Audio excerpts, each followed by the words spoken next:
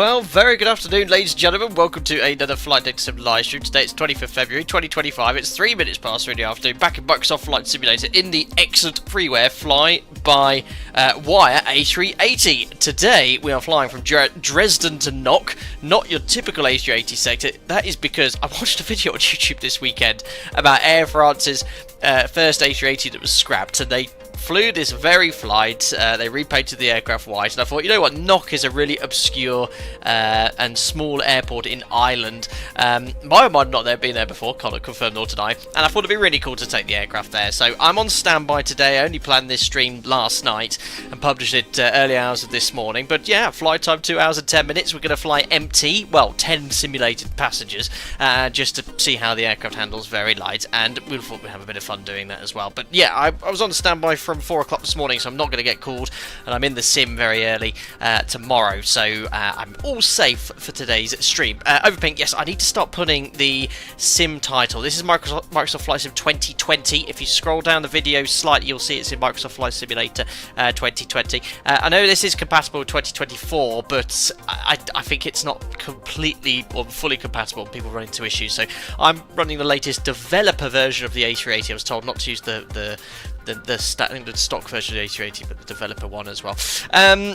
We know, we both know you're scrapping it because it's an Airbus. No, not at all. Josh C, good morning everyone. We skiving, I've been working today. Skiving, I'm on standby as well. During, I've got 3 minutes past 9. Damn Brits, I'm sorry about that. James French, hope you're doing well. What did the poor A380 do to you? Nothing at all. Loads of members here. Gary, Pastor, Escobar, Simbear, Matt Burgess, Flying Walnut, James French. 2 tons, hope you're doing well, buddy. Good morning to you.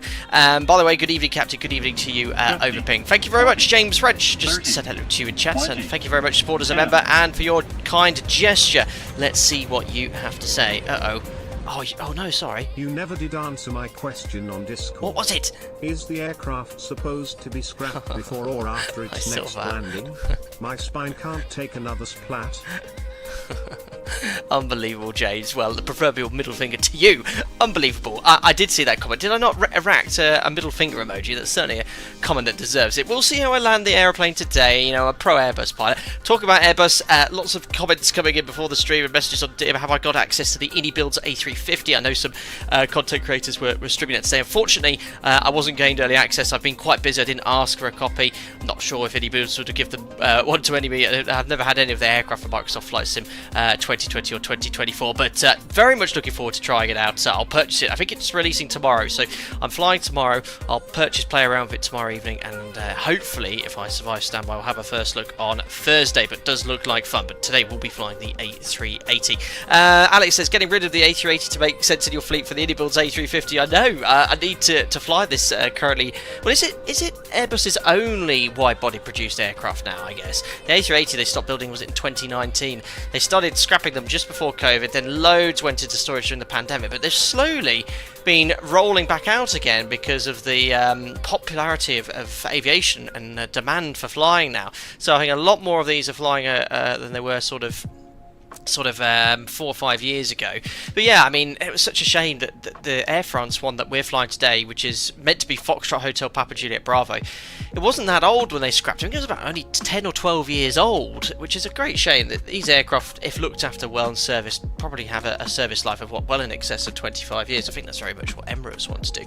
But that's why we've gone with the all-white livery. This is sort of matching the livery that Air France had it repainted. I think it was in Leipzig, then they flew here to Dresden in Germany, then they flew once to Nock empty where the aircraft was scrapped. And we'll look at the video in real life of where this aircraft landed in Nock. Again, this airport it's tiny. It's only served, I think, by Ryanair and a few other, maybe Aer Lingus, I don't know, but yeah, it's not your typical A380 destination, that's for sure. Fly jet. I'm not adding to that comment at all.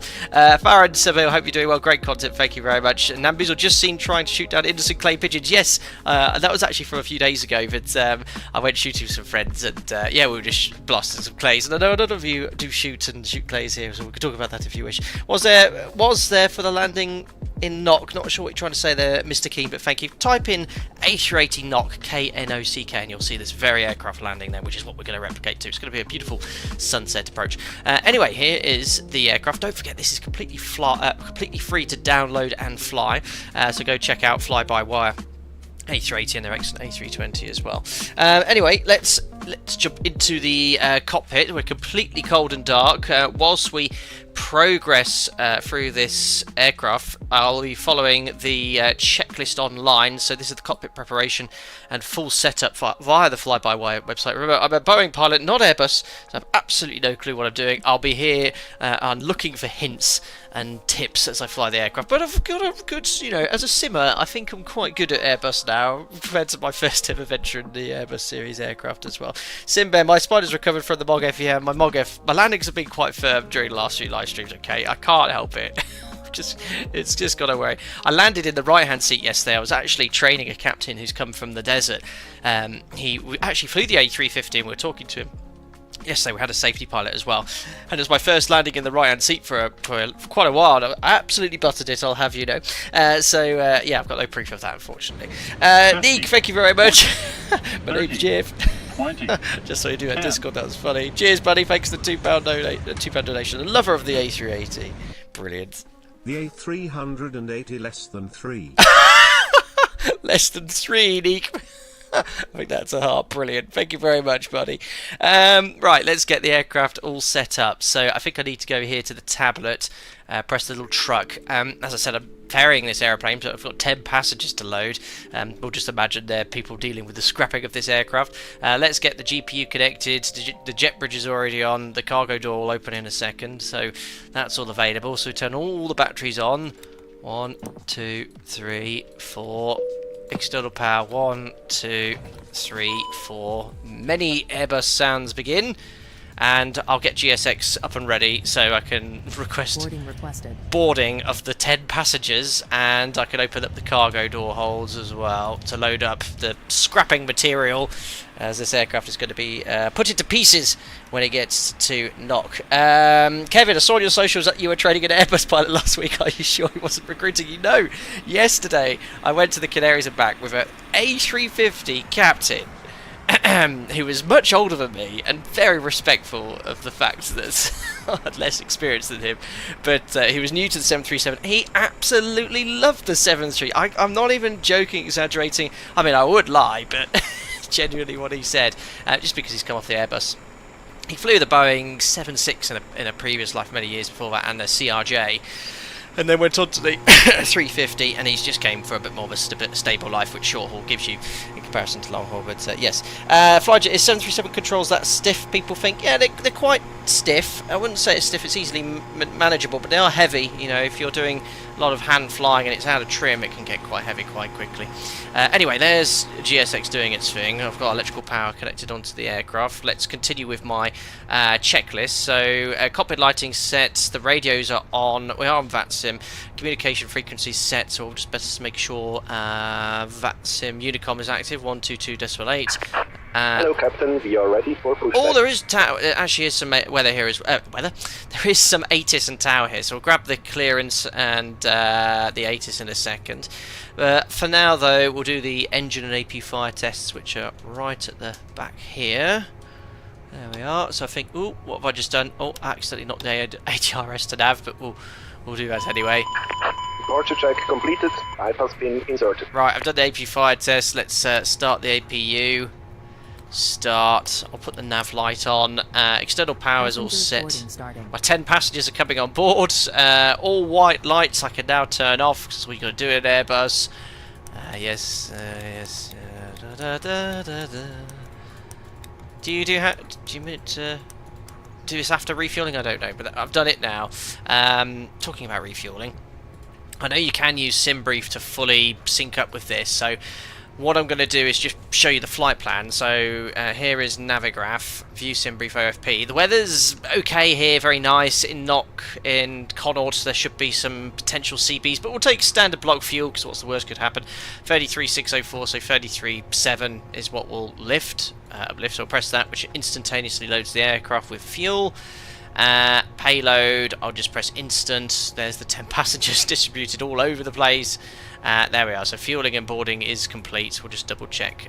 Fuel 33.7, gross weight 334.7, which is slightly more than I was expecting, but that includes the taxi fuel. That's all understood.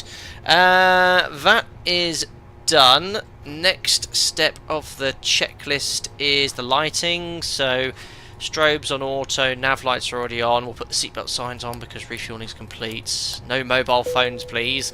Arm this. We'll put. Can you put the APU bleed on before the APU started? I'll say yes. That's all done. Sounds like the APU's already started anyway.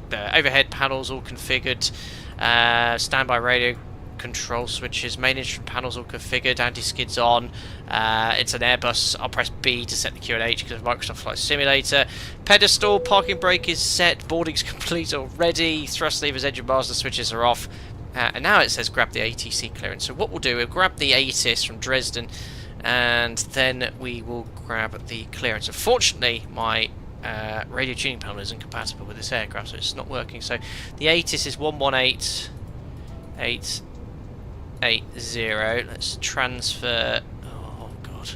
Oh my god. How do I do this? That. 014. I've done a thing. No SIG information Foxtrot. Let's have a listen to information Foxtrot. Dresden information Foxtrot. Oh, I don't have a pen and time paper. 1450 Zulu. Expect ILS approach. Runway in use 22. Transition level 60. Wind 160 degrees 5 knots variable between 110 and 180 degrees clouds end. Visibility okay. Slow down. Temperature 10. Okay, 10. 2.6 QNH 1014 trend. No SIG information Foxtrot. Oh, that's a Out. very quick ATIS. But nice day.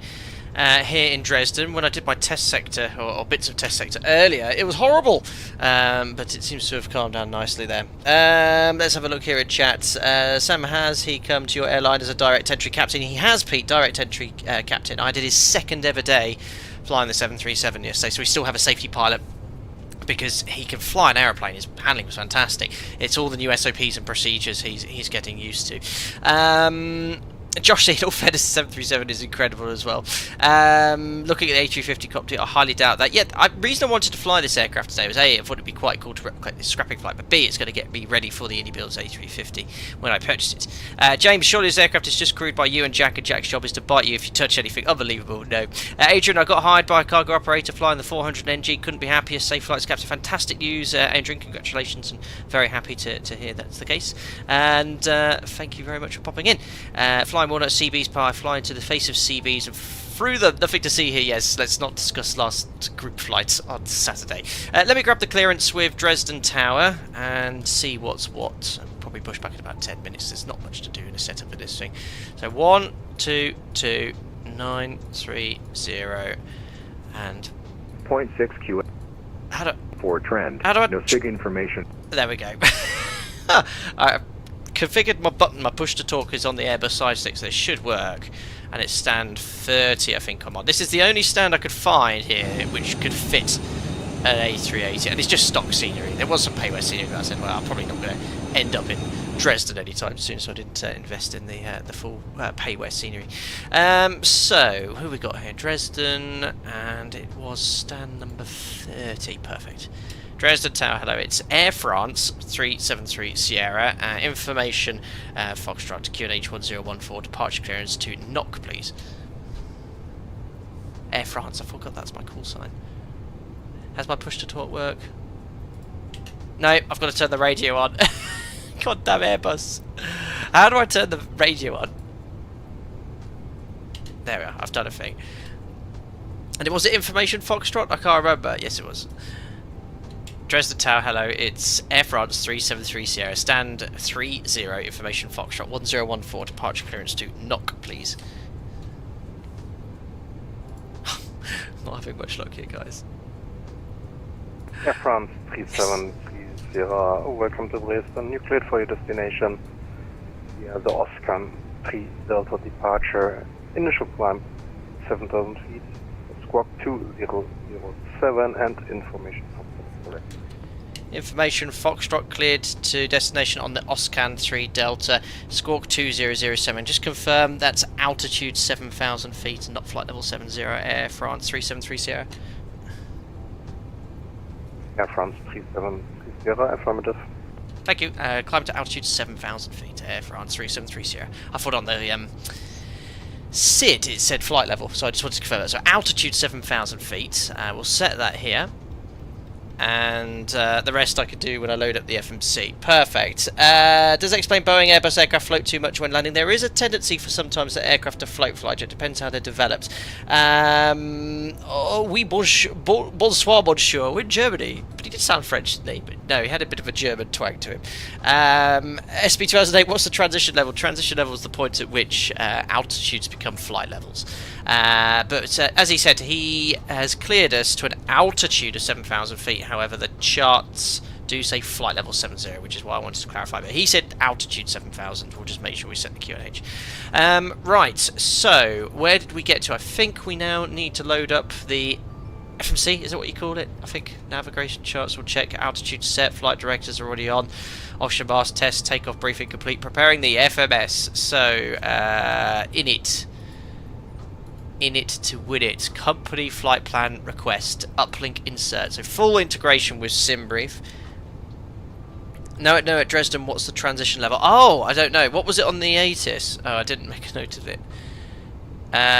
Transition level is... Oh, the transition level 60. I don't know. Why is 7,000 feet then? Don't know. It's only a tower controller. We'll just have to see what his colleague says if there's any ATC online. You're lucky not overflying French airspace today, otherwise you'd be bonjour all the way. Yes, lots of bonjours.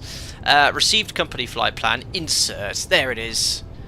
Dresden, knock. Alternates Dublin. Flight level 400, which I think is the maximum cruise level. For love nor money, I don't know how to insert the trip window. I was doing that. All of the test sector. I failed giving up. And yeah, I think it's not too much of a wind anyway. So there's the SimBrief OFP. So that's done. I think everything that needs to be filled in is in. Fuel and load. So 0 fuel weight is... We'll copy straight from here. 301.1. What a mammoth aeroplane. It's empty, but it's still 300 tons. Block fuel is 13.7. Oh no, 33.7. Absolutely crazy how much fuel this is. There we are. Now, trip... Oh, I think it's just updating. Now, I noticed on the test sector, trip it says 15.9, SimBrief says 21.6. Quite a big difference. Why, I don't know, but it did actually burn what SimBrief suggested, so I'm not sure why there's a bit of a difference there. AirAC is 5 days old. Is it? I thought I'd updated it all. Is this AirAC slightly old? Oh, I think I'll be alright. There we are. Just turn this down slightly. So that's done. I've got the fuel weight information. Lastly, then, is performance. So, takeoff. Now, great news is the team at Navigraph have utilised or got all the takeoff data for the aircraft. So, takeoff, A380, runway 22, full length, meters, kilogram, optimum flap setting. We'll go Toga Flex. Is that the only option? Is that the maximum thrust reduction? We'll definitely need that. Bleed. Anti-ice will be off. Winds in, QNH. It's dry. Flex and improved climb. Calculate. Looks like AirAC was January, February 20th. Oh, it's okay. 5 days. Oh, we'll be alright, guys. Right, so that's showing... Yeah, I think that's the maximum thrust reduction you can get. Flap 1. Flex 66. Pete, thank you. 51 months. The major SOP change for anyone coming from the desert is don't forget to bring your own sandwiches. I'm not expanding on that, Pete, but yes, he was explained to me. I said, what did you get at said airline in the Middle East? And yeah, you know, on the Japan routes they had sushi. On the US routes they had burgers. Yeah, he said it would probably have killed him. And he stayed there for me getting too fat. But yes, sandwiches it is moving forward. Nothing wrong with that though. I'm more than happy to make my own sandwiches, or my lovely fiance. She insists when she's on maternity leave doing that. And oh god, not long, guys. I've got to become a dad within the next few months is all I was saying. I'm not ready. Right, speeds. Let's get these in. 28, 33, 47, 28, 33. And 37. That's all in. It's a flex. I'm flexing at 66. If I don't do that, we'll take off. My FUS 4. This is the one I always forget. FUS 4 is it here? think I could copy it across, can't I? Is it that one? Or does it come up somewhere else? Ah, no, that's my FUS 4. 42.7, I think. 42.7. You need to set your trim manually in the 380, don't you? Right, I think I've done everything, haven't I? It's... Oh, look, I can actually go up to 420. Is that the maximum cruise level? Can't remember. We'll probably go up to 4.3 then, because I just can. Right, that's done. All my performance data's in. I've got ECAM blue, and this is blank, which means it's, I think, getting data. Oh, I know what I haven't done is put my SIDs and stars in. Departure, runway 22. SID is going to be the Oscan 3 Delta, as cleared by ATC. Insert. No discontinuities. Arrival. Knock. Arrival. It'll be 26. Short runway for the 380. ILS Bravo. Start will be the Gakpa via none. Okay, temporary flight plan insert. Let's just check for any discontinuities again. Gigto, Bagso, Surox, Ketag. I think that looks good. I think I'll just get rid of the discontinuity then for now, and we can fine tune it later. So how do you get rid of that? Do I click right click, left click? I thought, oh, Airbuses. I thought you just right click the discontinuity. That's weird. When I right click it seems to move the mouse, which is not clicking. Aha, there we are. Yeah, when I was right clicking it was moving the thing. I don't know, but I managed to do it. Right, William, when did this A380 come out? What, about 5-6 months ago, Guy? Or I don't know. Not that long ago. Not long ago. There we are. TIS is for the cruise CG as far as I know. Alright, I think after engine start we'll update it, because I think the Airbus moans at you if you haven't set it. But remember, you guys, I'm fully reliant on when it comes to flying the Airbus series aircraft, so you tell me if I miss anything significant.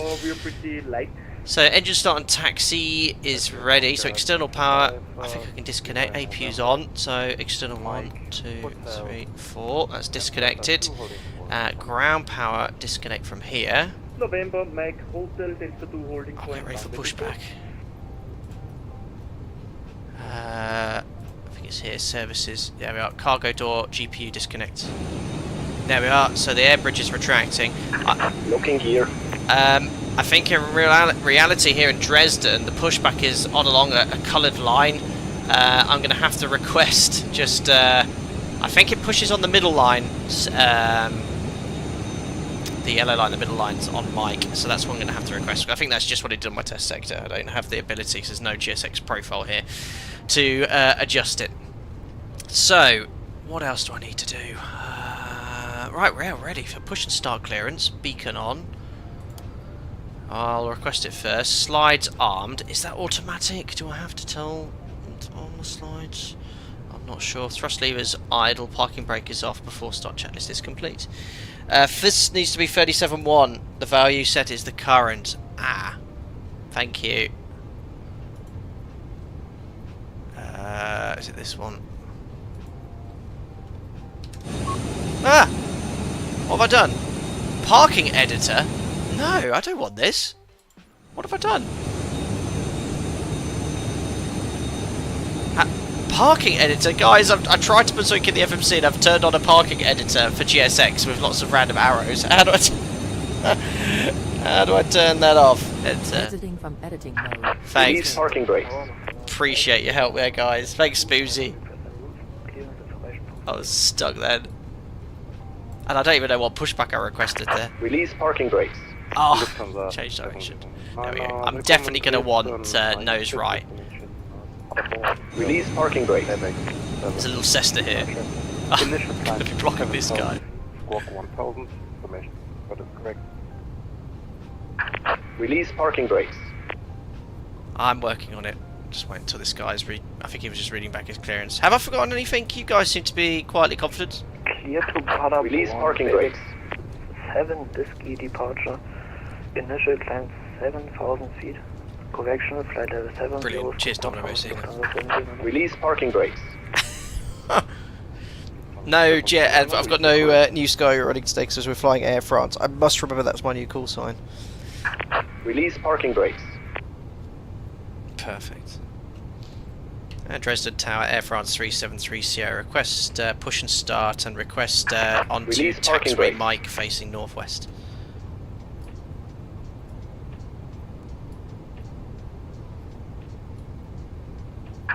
Release parking brakes. Sierra, Roger, push started through on Mike. Push start approve onto Mike, Air Release France parking brakes. 373 Sierra. I am releasing the parking Austrian brake. 245, that's the wrong direction. Runway 22 is Commencing push. Oh, someone's. clear. It's runway Start 22, he's engine. gone the wrong way! Can't trust these Austrian I pilots. am absolutely sorry. Yeah, turning around on the spot. Happens to the best. Kein Problem, passiert am besten. Right, perfect. I hope this works. Right, oh, I need to start the engines, which means turning, because every Airbus is the same. Engine start selected to ignition start. Start engines 1 and 2. And the power of this APU to start both of these huge engines at once. Really incredible.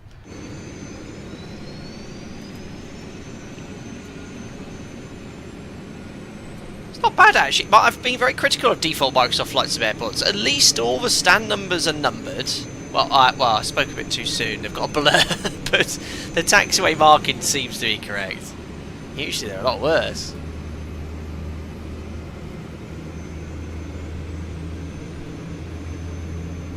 Perfect. I would want to wing Walker on the 380. 10 passengers we've got, remember, on this ferry flight to Nog. Because the sounds on this for a default aircraft are really good as well. I mean, this is a fantastic default add-on.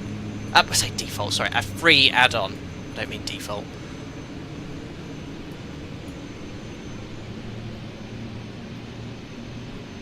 Currently, yeah, true. Currently, I do have more of an engine walker. Yes, I'm massively concerned about the welfare of this young lady. Right. I think that's good. 2 good starts. EGT seems to be stable. N1 stable. Right, starting engine 3 and 4. So quiet, this plane.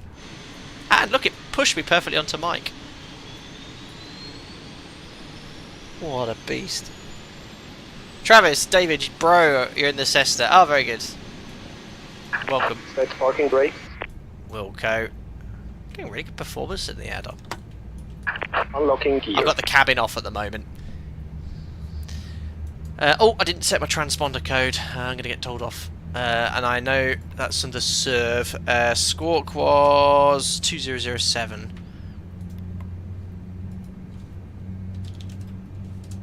Perfect. Auto. And I'll put it on TARA now. Great.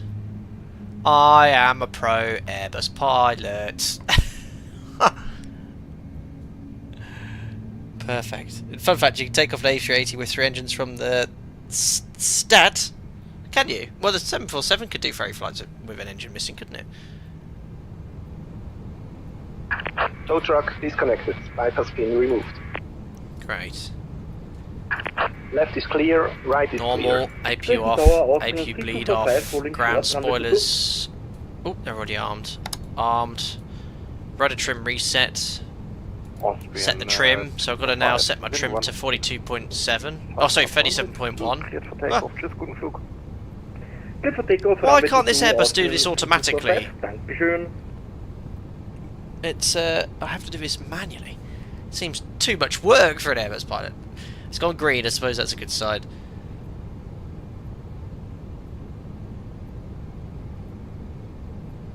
Perfect. 37.1, and I know you guys would like to hear it. Flaps to 1. Lufthansa 709, request startup and pushback. Yeah, on the Airbus A380 it does, doesn't it? Oh. I'm a little uncomfortable at the moment. As the members know, I had a minor operation on Friday. And I've got 5 stitches on my chest to have a mole removed, and it's really sore. I can't show you on Yocam, but I think it will disturb most of you and you want to subscribe. Perfect. Ground equipment's clear. Have to start checklist complete. Next is taxi clearance. Wilco Lufthansa 770. Air France 3730, request taxi. Air France 37 Sierra, taxi via Mike Hotel and Echo 2, holding point runway 22. Mike Hotel Echo, hold short runway 22, Air France 3730. Perfect, so we're going to go Mike Hotel and then Echo is full length for runway 22. Perfect, that's my sort of taxi clearance. Right, release parking brake. There's no config requirements. Let's go. Oh my gosh, I'm already rolling. I've hardly added any thrust. There's our Australian friend who taxied the wrong way. I did put the taxi lights on, didn't I? Yes. Oh, we're so light. Brakes to RTO, yes, arrange. I think that's done during the before takeoff checklist. You still being a drama queen, Seb? Yeah. Yeah, I've been milking it. I've been getting 3 cups of tea. Oh, my chest. No, it's fine. What a tank. But so, what's at Dresden then? Because A380s fly into here. There was I was having a look on flight radar. Qantas A380 flew in here quite recently. Then went to London, then operated a flight. So I don't know if they do major work for the 380 here. But this is where Air France flew theirs from to this. We're replicating this real flight that was flown in 2019. This aircraft was scrapped. Dresden Tower, hello, Lufthansa 14 Whiskey ILS runway 22. Painted here. Ah, interesting. Lufthansa This is in Saxony, I believe. Oh, moin. But A320 is close to having its rudder ripped off. God, look at this. I'm just at idle and it's just 22 knots, no problem. Right, let's do the before takeoff checklist. So, oh no, I forgot. I can zoom this right in, can't I? Oh yes. Oh, sorry, Lufthansa A320. Can't teach it. Oh no, I think I hit its APU cone. It helps if I actually stay on the taxi line. Right, taxi. Wind 1. Is all set. Those lights set to taxi. Brakes have checked. Those will steer. AC clearance confirmed. Best do my flight control check. Full left. Full right. Full back. Full forward. Rudder. Full right. Full left. Try to stay on the nose wheel because it's linked to my tiller. There we are. Great. Taxi limitations I've checked. And all the automation set. Flights are in the correct position. Order brake to RTO and takeoff config test. I press this and it's gone green. We're fully configured for departure.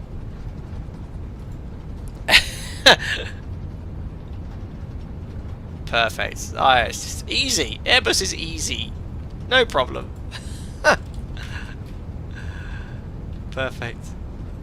Had to give that APU a slap. Yes, I know. I was a little bit off the off the line there. Perfect. So cabin secure. Next to takeoff, isn't it? Now there is an aircraft that's just been given its landing clearance. I can't see it on final.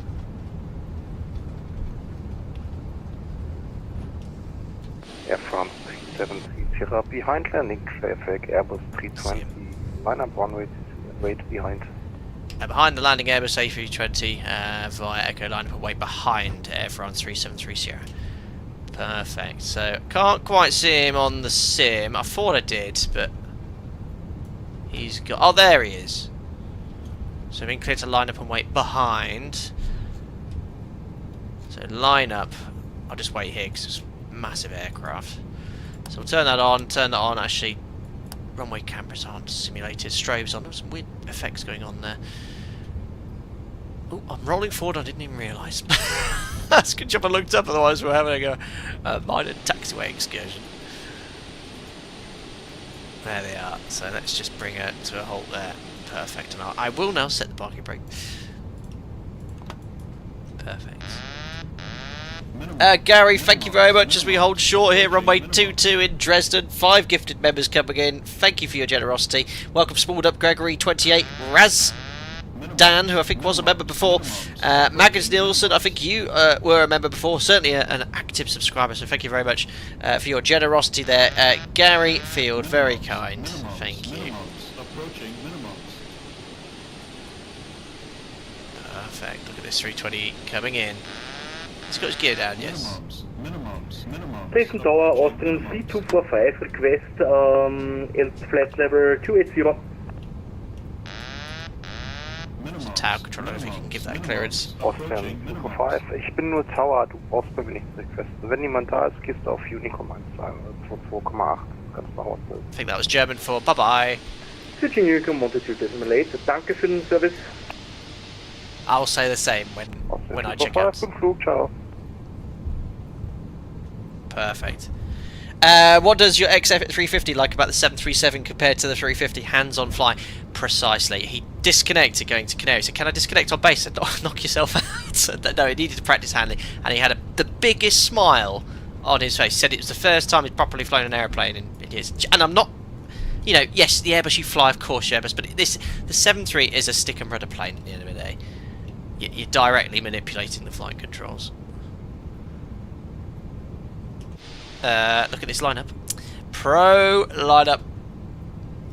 I can increase my zoom now so I can actually see where I'm going after departure. There we are. Have I nailed this? Have I nailed this? I think I have. I think I've nailed that lineup. And you can't teach it. Just need my takeoff clearance now. Probably a little bit left of center line. 373 Sierra, wind 150 degrees, 6 knots, runway 22, cleared for takeoff. Bye, have a nice flight. Runway 22 cleared, takeoff, Air France 373 Sierra. Dankeschön service. Perfect, timing.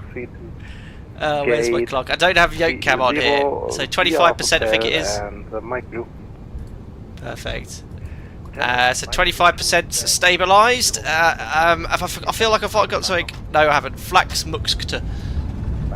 SRS green, Manflex 66, blue, 100 knots. I think I'm about to have light forward pressure. Look, V1's already coming up. Wing wave. Oh yes, as we're going to get it scrapped. Rotate. Oh, it flies very Airbusy. Oh. Positive climb. No trimming. Bye-bye, Dresden. Oh gosh. Gonna be the last flight. Thank you. Flight, it's a really good add-on this. It's doing all the correct Airbus things for sure. So I think it will tell me to go to climb, then it will bug to the next speed. There we are, so thrust lever climb, 250 knots commanded. Climb. Lower the nose. Oh, no, not in climb. Climb. And S, I can retract the flaps. Beautiful evening here in Dresden. Oh. Rev my Rolls Royces. Autopilot in. Flaps going up.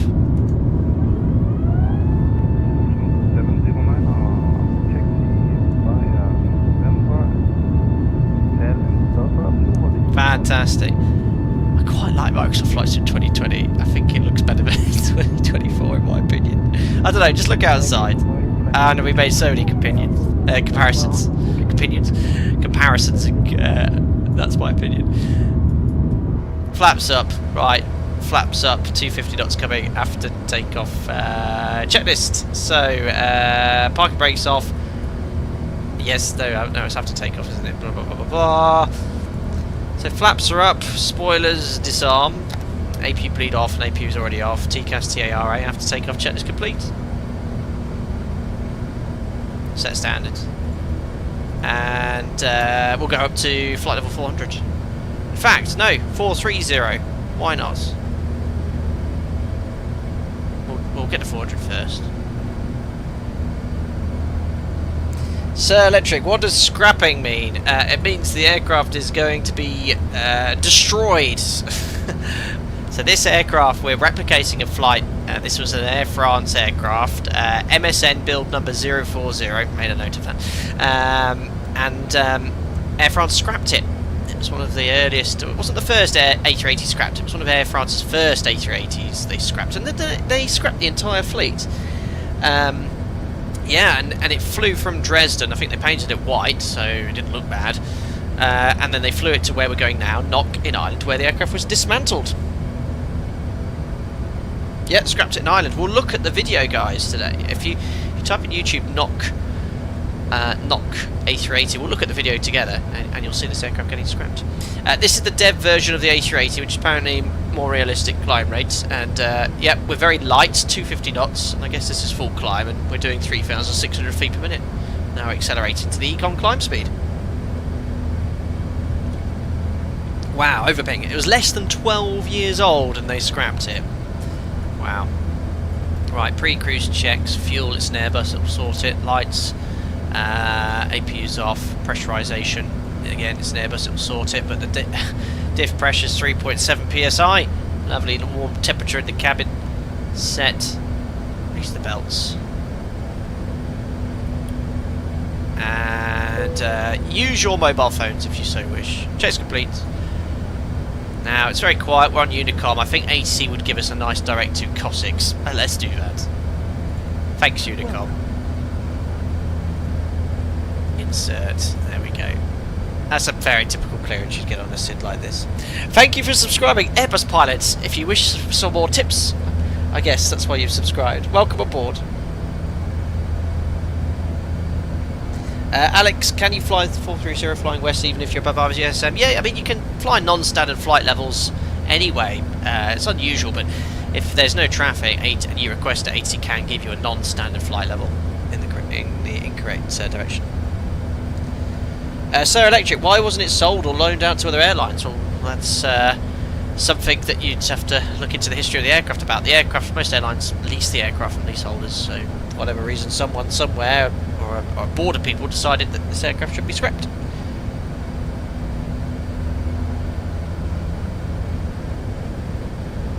When the flyby A380 first released, I flew Concorde and blew past them all at Mach 2 and towards them in message. It was pretty funny. Brilliant.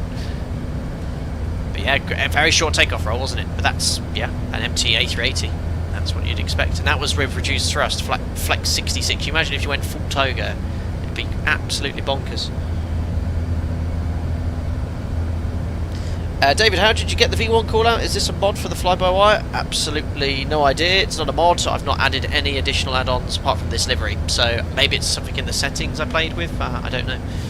But I've not added anything into the community folder for that. But yeah, when the IndyBuilds A350 comes out, which I believe is tomorrow, we'll do our inaugural sector. Members were sort of taunting me to fly Japan Airlines, my operator, as I'm familiar with our SOPs. So we'll probably do some sort of 2-hour sector. This is a little bit longer than I'd usually do. It's around 2-hour flight time. We'll do something similar in the 350. Flyjet, where is Boeing coming from? Name. The original Boeing name? I don't know, historically. Please do it in flights in 2020, not 24. Absolutely, Alex, I'll be using 2020. Look, I am excited to see 2024 improve, but at the moment, for commercial jet airliners, I don't see the advantage 2024 has over 2020. In time, no doubt, it'll probably be better. But right now, I think 2020 is the most stable simulator to use.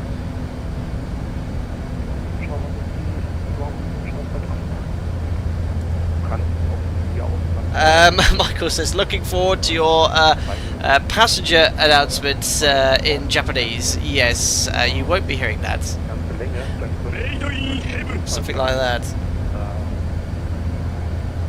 We are ready for protection Delta. Brandon, has Jack returned from his holiday? He has. He's here. He's downstairs, tired. He's been walked just before the stream.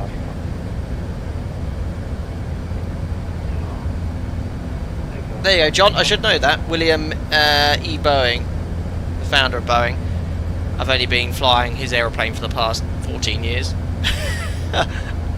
I do know the Boeing 247 was the first, was it the first commercial operated or oh no, I've even forgotten the statistic now. Can't remember. Luna, does 2025 better physics? It does slightly. I think from the handling I've done in the default max, which is very default, let's say, I could notice some better behaviour, but until I get into a proper Boeing jet made by a reputable third-party developer, I can't really make any direct comparison. Boeing 247, yeah, that was it. The first time we've seen a fire during live stream, yes, we had to ditch because my poor engine management led to a few issues. Oh, I better go over to Unicom, hadn't I?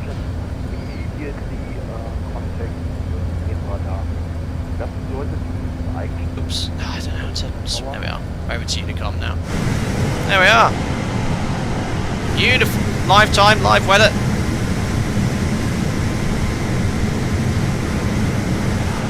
Must remember my call sign, Air France 373 Sierra.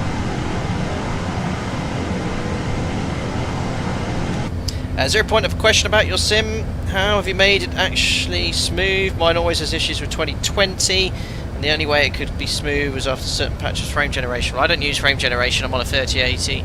I don't know. I'm streaming as well using third-party software. I'm not streaming on Ultra, I'm streaming on high-end with some settings on medium. But yeah, I don't know. TAA.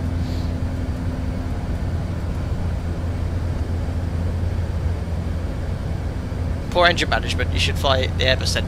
In my defence, I think, well, I don't think that aircraft's in active development now, which is a great shame. I think there's a third party that's improving the Boeing 247. But I think there were a few bugs with that anyway. It was impossible to keep the engine within its operating window. Snowing, the clouds look better than the X-Plane 12 default clouds. Well, X-Plane 12 clouds aren't great, to be honest. They haven't been great ever since X-Plane 12 was released. Microsoft Flight Sim 2020 clouds are really nice, and in Microsoft Flight Sim 2024, I think the quality of the clouds and the depiction of the live weather is very good, apart from the winds, the gusty winds close to the ground. There you go, there's my system, William Bosch. It used to have it in the video description, but I've sort of removed it.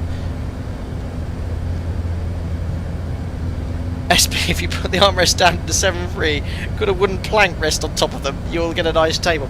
Yes, might raise a few eyebrows was I go through security, but you could potentially. Brilliant. Again, then got the issue of maybe something falling off the plank directly onto the pedestal. But yeah, we'll check the fuel burn. Povel, shortly after top of climb, just passing flight level 300, and we've been airborne for 11 minutes. That's straight table. Good. What's the reason for scrapping this bird, Daniel? We're replicating... Did I put it in the video description? We're replicating a real-world flight. Let me just have a look here. So if you look at my video description, join me live as we fly the last flight of MSN 040 Foxtrot Hotel Papa Juliet Bravo, which was the first Air France Airbus A380 to be scrapped. This aircraft took its final flight from Dresden to Nog on February 20th, 2020, where it was sadly dismantled. So if you ever want to know what I'm doing, every video, guys, I always put a very brief description of what we're doing. 1 or 2 paragraphs, so if you ever tune in and you want to see what it is, it's usually just a simple flight from A to B in the XYZ aircraft, but sometimes I like to do... I literally watched this video of this A380 landing in Nog, and I thought that would be really cool to replicate. Let's do it in the sim. What's your favourite sport, flyjet? Well, for me personally, clay pigeon shooting is my main hobby. I go once a week usually, sometimes a lot. Going tomorrow after work. Formula 1, looking forward to the season starting next month as well. So not coffee cups on the start levers. Oh god, I remember that being shared. No, that is not recommended. Now, William Bosch, that's a great question and one I'd like to know. Why was the aircraft painted white before scrapping? I'd hazard a guess that Air France other airlines weren't too happy having their aircraft scrapped with Air France on the side of it. So probably painted it for that reason. 128760. I've got to contact for some ATC.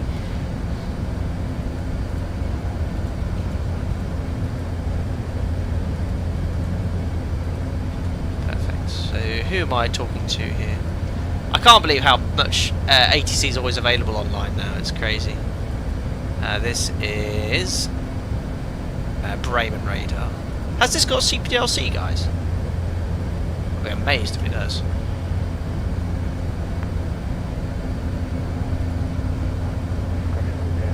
He's very quiet on the ATC. Craig, what resolution are you playing on 2K? 8438, Bremen, hello, squawk 2026.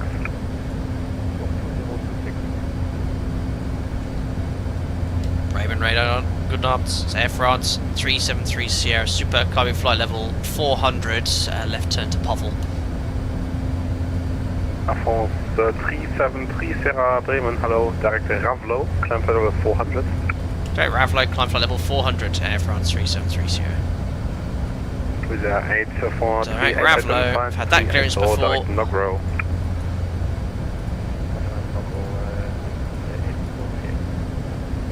Perfect.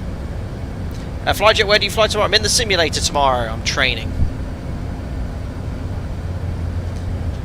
Hello. Look who's just come in, guys. Hello.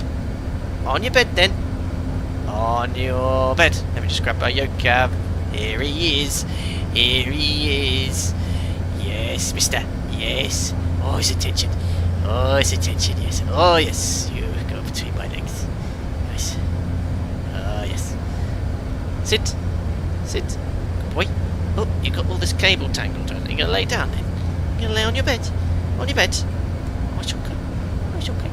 Oh, it's okay. I'm sporting an orange jumper today.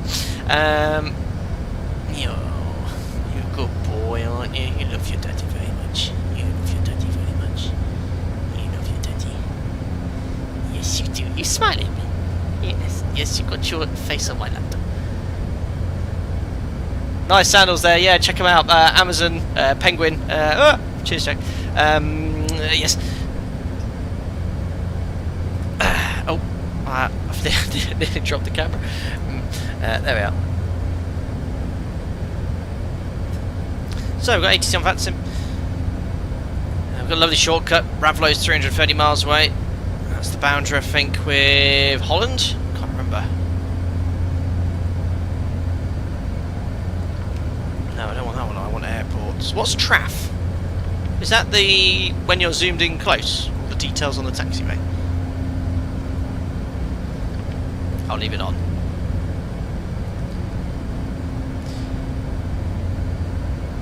More of a rust colour, but I'm just splitting hairs. Brilliant. Very observant 2 tons. Dogs allowed in the cockpit. Absolutely.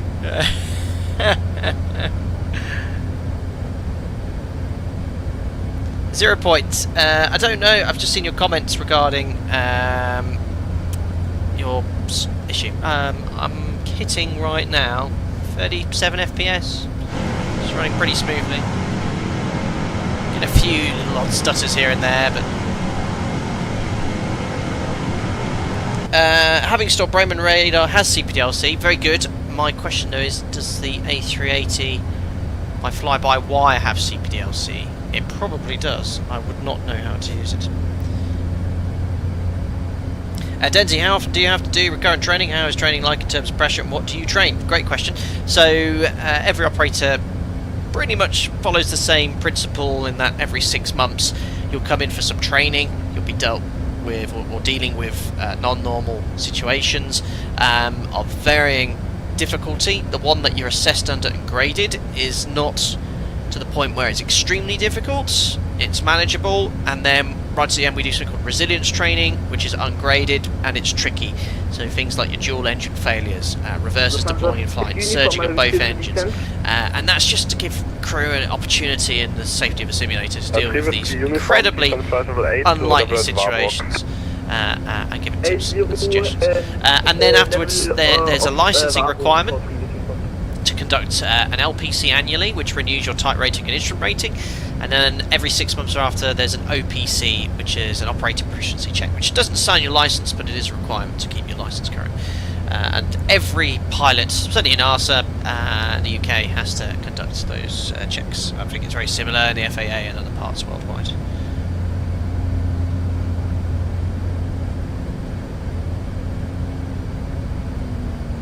Oh, crikey, that reduced thrust quickly. There we are, in the cruise. These engines are ticking over, look. Flight level 400, just 60... Oh, they're just stabilising at speed, but yeah. We could go a little bit higher. There we are, 40,000 feet. Postman 2210, roger. Is the leftmost MFD functional? No, I don't think this is... 5 miles.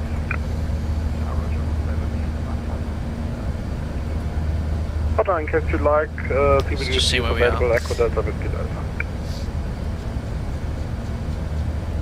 There we are, approaching Povell.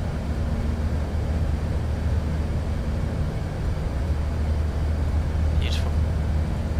Ravlo, oh crikey, no, that's a great shortcut. Ravlo's the UK FIR boundary. Great shortcut. So we're going to cross Germany, Holland, over the eastern part of the, well, the North Sea really. And then over the Wash, that's my neck of the woods.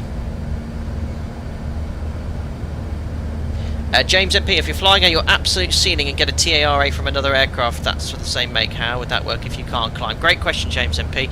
I'm going to put a poll in chat and I'll leave it running for just 2 minutes. So this is a question. Imagine you're at an airline interview and I was to ask you this question, and you get a TCAS RA.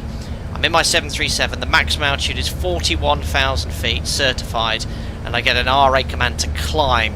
Do I climb or stay at flight level 410, the maximum certified flight level? So I'll put TARA at max flight level to climb. Do you climb? Yes and no are the answers. Even for the poll, guys. Go, it's only going to be 2 minutes, because that's a really interesting one. The other aircraft is, let's say, for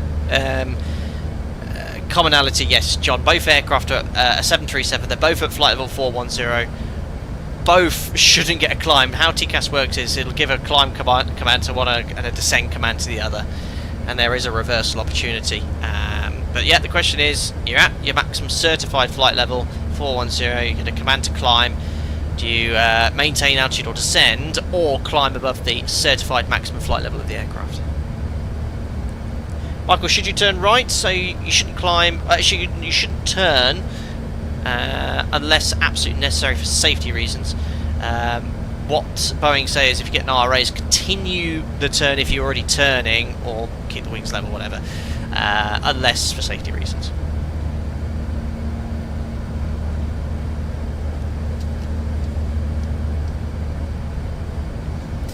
Martin, there is no climb command at ceiling. There is, Martin. The TCAS system isn't aware of the aircraft's maximum certified flight level. It will command a climb if you're at the maximum certified level.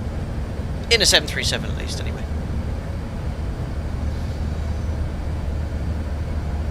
Is that the get applied at Google and answer this crazy and so we'll think kind of thing? No.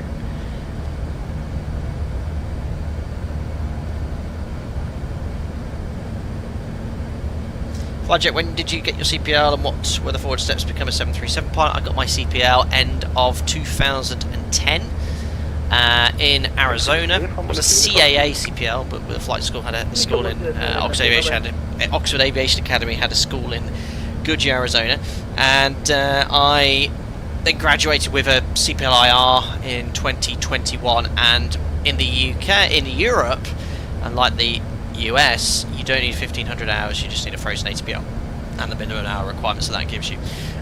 Thanks, Domino Messina. And that's what I had and applied with, and I was fortunate to be offered a job, and where I've remained for 14 years this year. So let's end the poll. Alright, 67%, so 2/3 of you said yes, and 32% said no, a third of you. The answer is yes. If you're at your maximum cruise flight level 410 or whatever your aircraft is, and you get a TCAS command to climb, you climb. Because if you don't climb, you very much expose the aircraft to a mid-air collision. And it is far safer to briefly exceed the aircraft's maximum certified flight level, make a tech log entry at the end of the flight, and then that's it. There's going to be some room for manoeuvre. Yes, it's certified maximum flight level 410, but you're not going to probably climb another 1,000 feet, and if you did, I would hazard a guess the pressurization system would have no issue dealing with that. You've got it, Flying Walnut, that's what I'd do. Overping, how does the aircraft's TCAS communicate to command one to climb and the other to descend? Well, I couldn't go into the absolute detail of that. You need to speak to an engineer, but it works in very clever ways, and it's able to detect a conflict and see that there's a risk of collision, and if that collision is reduced to 25 seconds predicted impact, it commands one aircraft to climb and the other to descend. How it decides that, it'll work out whichever one's or whatever's going to be the less risk. Generally, the one that's above is told to climb, the one below to descend. If the TCAS command is made an error, let's say it made a mistake and it told one aircraft to climb and the other to descend, and let's say there was a pilot error and the other aircraft ignored it and climbed, TCAS can issue what's called a reversal. And if it, for example, it told you to climb but then it needs you to descend, it will repeat the command. So let's imagine it told me to climb, you get climb, and then it would say descend, descend now. No, let me get this right. Climb now. It would just reverse it. So if I was told to descend, it would say descend, and then if it needed me to climb, it would go climb now, to get you to pitch in the opposite direction. So it can deal with erroneous, or not erroneous, pilot error, so you can react in the opposite sense. So what's the most important thing with TCAS? Do you follow TCAS or follow ATC instructions? 996, hello. Climb level 340, direct knock. 340, direct knock. Yeah, probably some leeway, absolutely, William Bosch. Yeah, you've got it, guys. It's great TC. They do a really important job ensuring that we're safe at all times, but TCAS is going to prevent a mid-air collision. So we advise ATC, TCAS R8. If I was to get one now, I'd say Air France 373 Sierra, TCAS R8, and they are trained to then not give us instructions. If they give us an instruction, whilst we're dealing with an R8, we just say Air France 373 Sierra, unable, TCAS R8. And I've had one RA in my career. I've talked about it in stream before, and in that situation, I'm not going to sort of berate ATC here, but I was given 3 commands whilst dealing with an RA, and it wasn't until they clicked they actually shut up, and I was actually quite shocked at that. And I filed that in my report, and there was an investigation, and there was some findings and changes made. So I was told to, TCAS told me to climb, I was told to stop climb 3 times, and 3 times says, I just simply said unable TCAS RA, unable TCAS RA. Alpaca 01, I said, and the last one was also, I said, for the third one I went Alpaca whatever it was. I'll say again, unable TCAS RA. I said that really methodically, and someone on the radio said, listen to him. It was ridiculous. I won't expand on it any further on that, but I put that in my report, and they didn't pull our CVR because we was sector 1 and 2, but they did pull the tapes from the ATC unit, and they confirmed that was what was said. And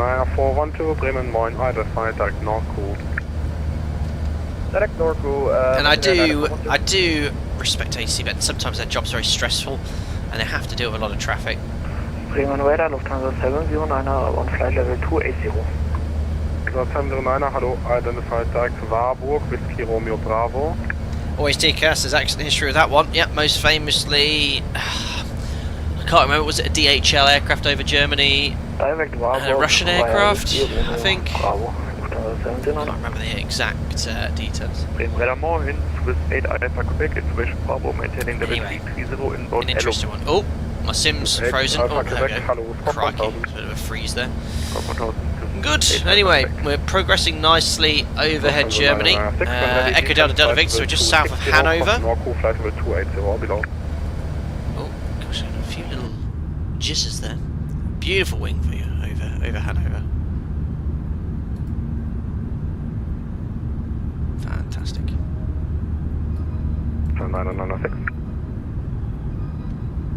Yeah, DHL 75. The Urbling mid-air collision, yeah. Yeah, Joshua, I'm not going to expand on it, but that was the area of the world I was in. Once I had to go around from a clear runway because no clearance was 1,000 feet. Time to stop chatting in Spanish. Yeah, I've had similar situations. It has improved so much over the last 10 years. So it's 8 Alpha Quebec, descent flight of the 250, would you like to have 27 right or 27 left? That's 27, is that Frankfurt, isn't it? So I think when I purchase, I'll get the A380 as we were saying at the start of the stream, as much as I'd love to do an early access copy. I used to work with mini builds in the past when they were in X-Plane, and I've got a lot of their Microsoft Flight Sim sceneries, but I've been quite busy, so maybe if I ask someone to get a copy. But when I do grab a copy when it's released tomorrow, we need to talk about our inaugural sector. Let's see if I can get my map up here. So, if you're interested, look at this, 190,200 people have seen this map. I'd like to do something in Japan. What's the length of our flight today? Something similar to what we're doing, I think. So, where have we flown from? Dresden. Dresden to Knock, that's where we're going up here, so what's that? Something about 1,500 kilometres from Narita, wherever Charles based. Well, I know that. So we've got Korea. Ooh, Taiwan's pushing it. Ooh! What's this island down here? Naha. That could be a cool... And I think I've got some scenery for Naha. Ooh, that would be quite an interesting route. Pyongyang, I'm not going to North Korea. That looks quite good for a normal A350 sector. I'm thinking Thursday afternoon. Same time as this. I have a thinking. But yeah, I think I've got some MK Studios Naha scenery. So I should have to find some scenery for Tokyo or something. Sorry, ich verstehe die VS nicht. Flyjet, when do you use TA on the transponder? In the 7.3 we use that when we're single engine, or FlyByWire effective, so you still get TA cautions, but you won't get an RA. Oh dear. So one of the reasons I get great FPS as well in the A380 is I've got the cabin off. I think the click spot's up here. Yeah, if I turn that on, watch the FPS, there you go. It's not too bad, but it just gets a bit stuttery. We do now have our cabin. Air France Emirates cabin. It's a very nice cabin for a freeware aircraft. Take care, Lisbon. Thanks for popping in, buddy. Brandon, no, I think the clouds are in high end.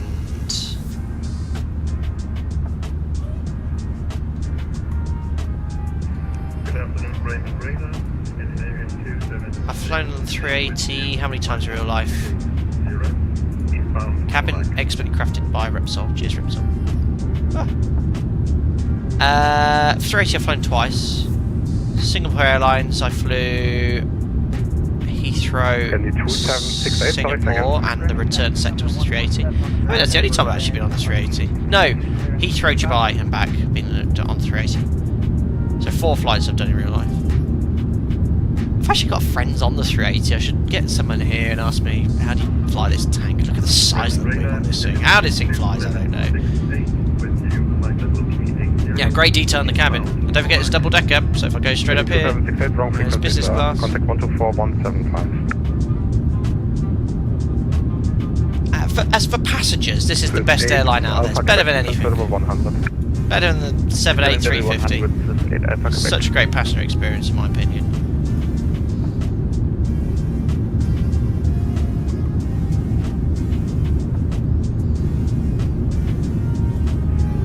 Fly by water. Love that. Oh, it's got the little side bins. That's what Emirates has. 6875, monitor Unicom, goodbye. Great model.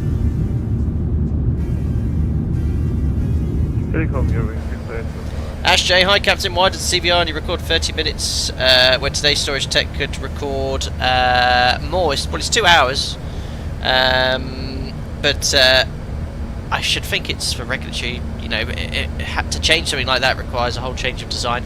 I guess this is in reference to a GGO accident. The 7.3 is quite unique in that if you lose total AC power, it does actually trip the cockpit voice recorder unless you've got some option from Boeing. But I don't think much more is going to come out of that GGO accident of the 7.3. I think we all want to know what happened with that one. 220 got a meeting inbound, back to alert mode. Uh-oh. Thanks for popping in though, buddy. Appreciate it.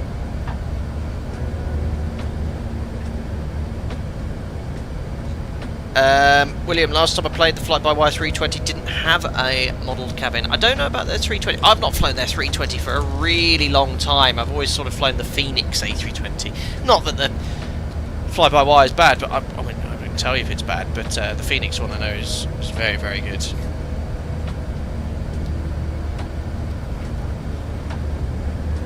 Michael just said, does the 7.3 have a fuel dump, or would you be able to land over max landing weight in an emergency? It is. You've answered your own question, sir. It doesn't have fuel dump, and yes, you can land above max landing weight in an emergency. So if you've got a medical emergency, or any time the QRH directs you to land at the nearest suitable airport. Flyjet, do you use TARA when we're landing? Now, the TCAS system on the 737. There's more inhibits as you get closer to the runway, so increase descent commands stop at 1500 feet RA, descent RAs are below 1000 feet RA or 1100, but below 1000 feet all RAs are inhibited and it goes into TA only, so you won't get a descent, or you won't get any RAs below 1000 feet, and then below 500 you won't get any voice enunciations. So when you land, you'll just come up as a symbol on the ND, but you won't get any instructions. That's on the NG anyway, and the Max. Whether that happens on other aircraft, I'm sure they do, but the exact heights I don't know.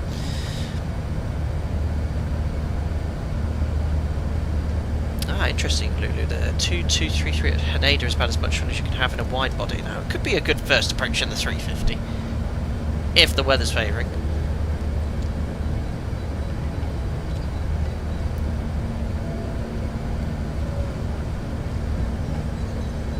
It's also just going to be scrapped. Can we have a random failure turned on? This does have failures. I will do another failure stream soon, because the one we did last week in the PMDG was quite short-lived after the engine severe damage at around 12,000 feet. Aluna, why no climb commands below 500 feet? Well, you imagine all those aircraft on the taxiway that would trigger the TCAS, or if they sort of just forget to turn it on. That's why you don't get any commands. 0 point, can you do one random failure? I don't even know if that's possible in the fly-by-wire, and it'll probably end up being a rapid depressurization, which would screw my sector. MB, have you ever crashed on stream? I have never crashed on stream, ever. I can't remember. Can anyone remember in chat if I ever crashed in stream? No, never. I'm a professional. 247 Concorde, mouse landing. Yeah, Sorlock. Hope you're doing well. See you from 800 Copenhagen. Too many people remember too many of my streams. Some of those weren't crashes. 800 nearly crashed. That wasn't a crash. That was Innie builds. It broke the aircraft broke, and I expertly coaxed the airplane in with a mouse. Gear up landing in Concorde. Josiah plays, I think that's low pass and go around. Lee, JC, career mode doesn't count Microsoft flights in 2024. Especially that last stream with the, what was it, the caravan. Oh my goodness me. Oh, you guys are delirious. Flyjet, yes, you can just leave the TCAS in TRA. It's automated. The inhibits. Default F320 and flights in 2020. Yeah, Rosie, again, I think you must be thinking of some other streamer. Okay, there's been a few little hazards incidents, but in my defence, most of them have been due to sim issues as opposed to lack of ability. Some I might admit was not concentrating fully.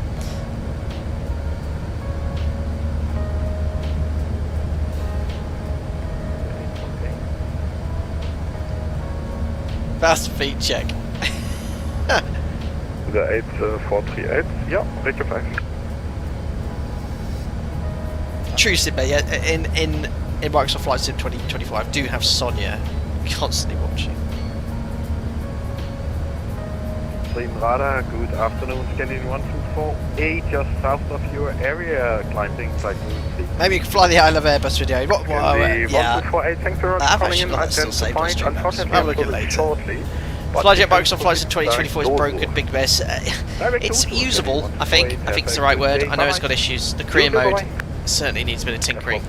How is it free flight at the moment, guys? Because obviously I've really not done much in 2024 free flight for me personally. I'm not happy with how the sim is at this present state. I think when VATSIM model matching is fully updated, I might consider using it a bit more. I did consider flying this on Microsoft Flight Sim 2024, and it isn't officially compatible, but they're saying if you drag it to the community folder, it does sort of work, or linking it, but it does have issues. People have reported issues. I thought, no, 2020 is just stable. It's the best all-round sim for the average user.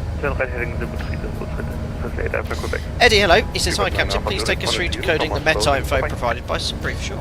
Bye-bye, thank you. Let's have a look at the flight plan. 169, descent flight level 250 and monitor Unicom, goodbye. So this should have the METAR.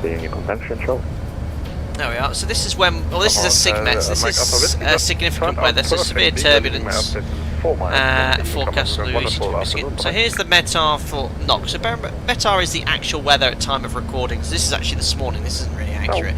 But when this was recorded in Dresden this morning, it was automated. 160 at 6 knots. That's the wind. 5,000 meters. Light rain, drizzle. BR is mist. Broken at 3,900 and 4,900 feet. Temperature 70.6, QNH 1016. You then have a forecast. So this forecast was issued at 0500 this morning. It's valid from 0600 today to 0600 tomorrow, so 24 hours. Wind for this is the synopsis for that period. 180 at 6 knots. Visibility over 10k. Broken at 3,000. You then have probs, so 30% probability of this weather between 6 and 8. 4,500 meters light rain. And then becoming, the general trend is to become between this and 7 to 9, 10, 16 or 11 and light rain drizzle. So that's actually quite nice forecast. Not little more inclement. So this morning there were CBs around. For our arrival, we're landing at around 1800, 1745 Zulu. So we're landing, becoming 2208, so that's fine. Tempo CBs, but that's from midnight tonight, so we will have passed then. There are a few CBs around this morning, so it should be okay. That's how you sort of read the meta on TAF.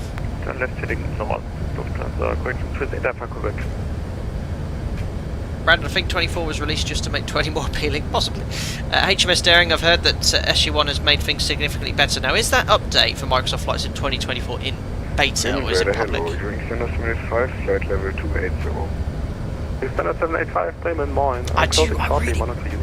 yearn for it to get good, because I believe the handling is better. And the clouds and weather looks fantastic. Any news for when it does become public, guys? I will do it at the career mode, but I'm in this stage of the career mode where I've got to grind to get the, is it Cirrus Jet? I've got to find the motivation to do that. I'd rather do streams like this, to be honest.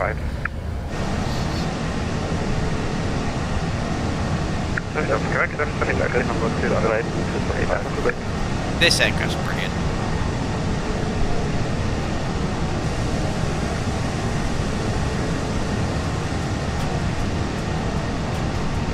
It's a tank, isn't it?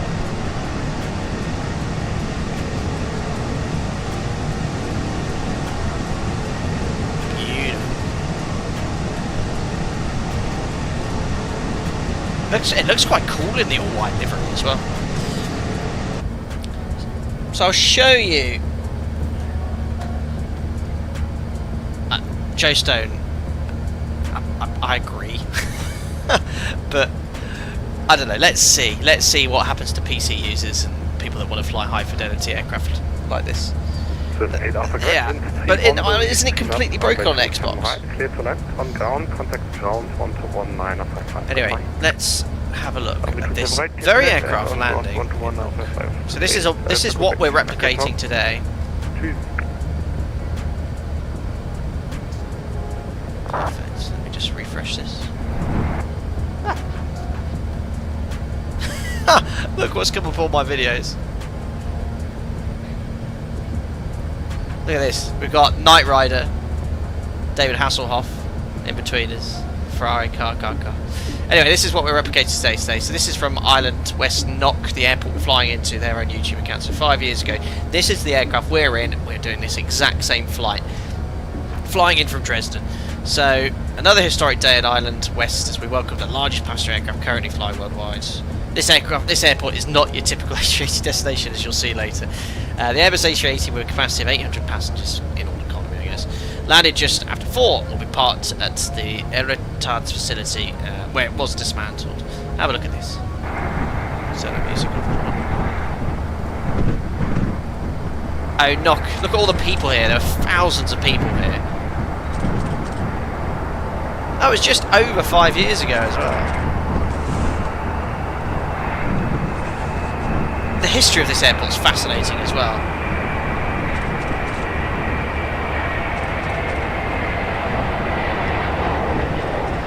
It's literally the exact aircraft we're in. Minus the reg.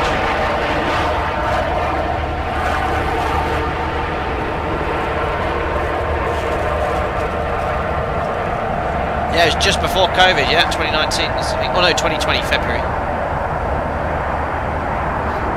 I've got to replicate that today. And he just taxied off right, I think. Although it said something about the nose wheel steering was inoperative after landing. I had to get it towed off. So are you expecting a landing like that one, Cap? I'll try. There you go. But the airport we're flying into was built by was it by a priest or something? Let me find that. You'll love this video, guys. Let me find the.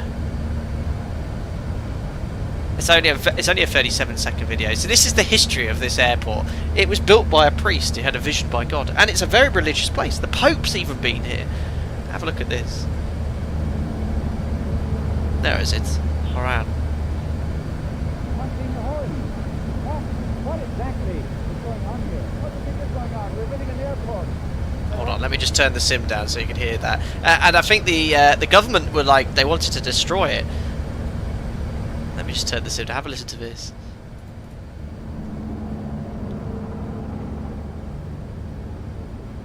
Monsignor Horn, what exactly is going on here? What do you think is going on? We're building an airport. I hope the Department of Transport doesn't hear about it. Now don't tell them. And we're going to have it built in a very, very short time. You see the activity that's going on here. There's another load coming now. And I think it's marvellous, don't you? Are you being absolutely serious about what's going on here? We have no money. But we're hoping to get it next week or the week after. You don't really have permission, and you don't have money. I'm not sure. Said no permission to build it. He just built an airport. Taking a chance. Love it. And the thing was, they built it. They built it, and there was a lot of controversy about it. But the airport was built, and it's now an international airport. Well, international. It's used by Ryanair and I think Aer Lingus. It's almost an episode from Father Ted.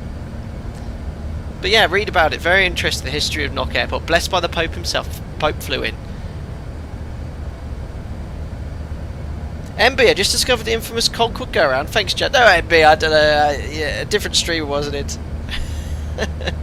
If you build it, they will come. Wow, it's 3 Aer Lingus charter flights to Rome. Fascinating. Anyway, ATC's got very quiet. Have I been kicked off? No, I'm still on Dresden. It's just very, very quiet.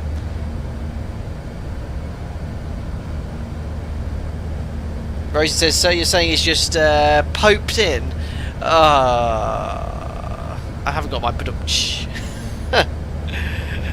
You switched you to Unicom. Oh yeah, did I?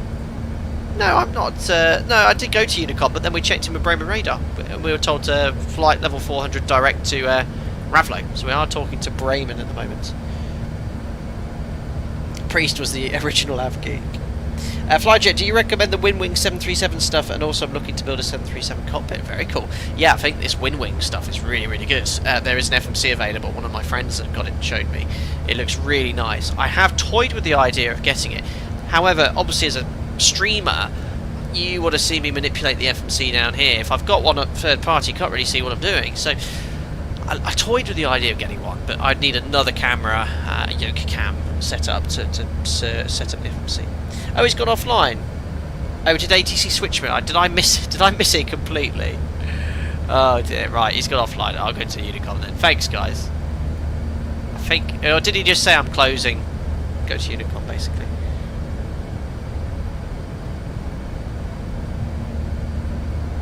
Oh, why did no one in chat say he switched me? Or did I completely ignore that and everyone was going ATC? Alright, we'll take this opportunity to have a quick break then, as there's no ATC at the moment. Let me just check the map, see when we're next getting some. We just approached the North Sea. Let's have a look here on that sim. No, there's no upper airspace here, so I'll take this opportunity, guys, just to have a quick break. I'll come back at about 5 past. I'll put you outside. Well, no, I'll put you in the wing views. You can enjoy the view over the North Sea. And I'll be back at about 35 minutes past 4. If you're enjoying the stream, don't forget to like. And if you're just watching and curious to keep up to with content, don't forget to subscribe as well. And I'll be back in about 5 minutes, guys. Cheers.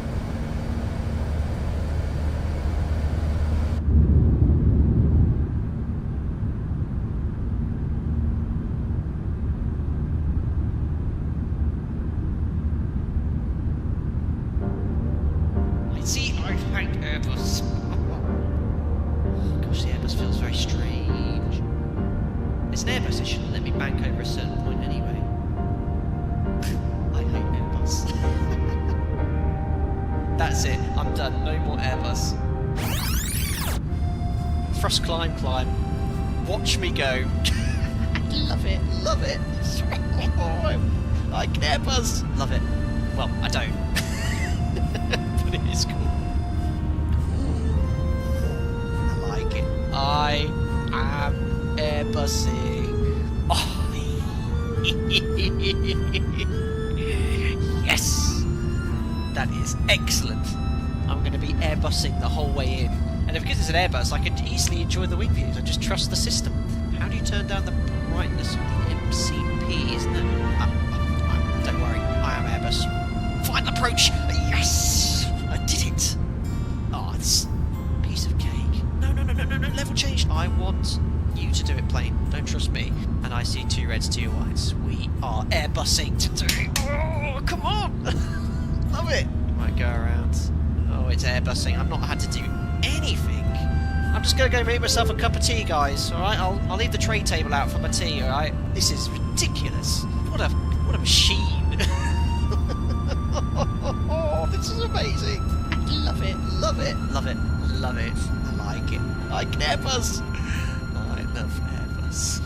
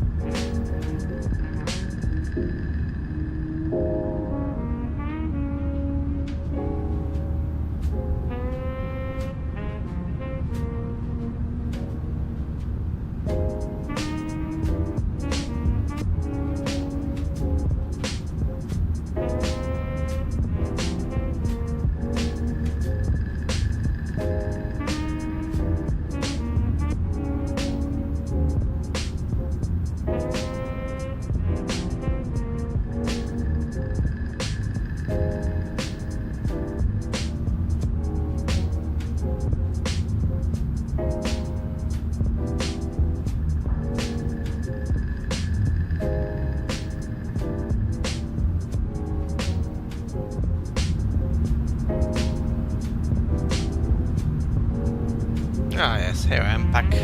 Thanks for the intermission there, guys. Yes, I thought I'd play a little Airbus video, as it's been requested a few times.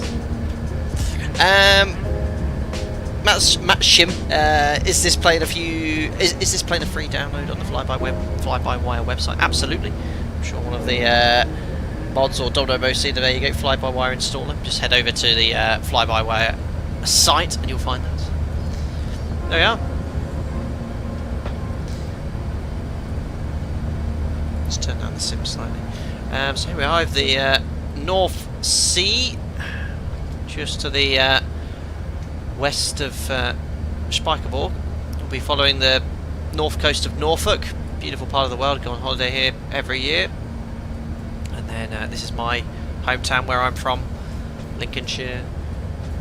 Crossing over to the Midlands, north of the Midlands, and then we'll be flying pretty much overhead Liverpool, Irish Sea, Dublin to the north of, and then Knock, just about halfway over the sector. Only got 5 miles to Ravlo, so we'll just do a little fuel and time check.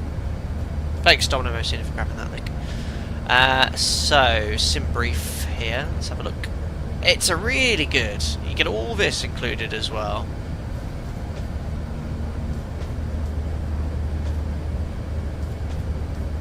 I can't find it. There we are, Ravlo. So, airborne for 1 hour. Been airborne for 57 minutes, so I gave myself that little shortcut on the SID. That's why we're early. Oh yes, when you press 0, unfortunately, it goes all the way down here.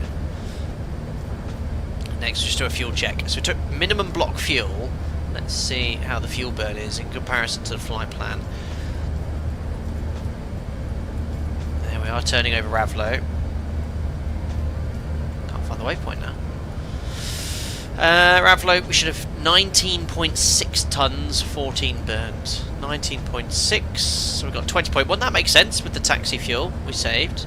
So 20.1, and we should have burned 14 tons. Where's the fuel burn? 13.6. So there we are. We've saved about 400 kilos. Very good. Fuel burn is bang on. Sim brief then.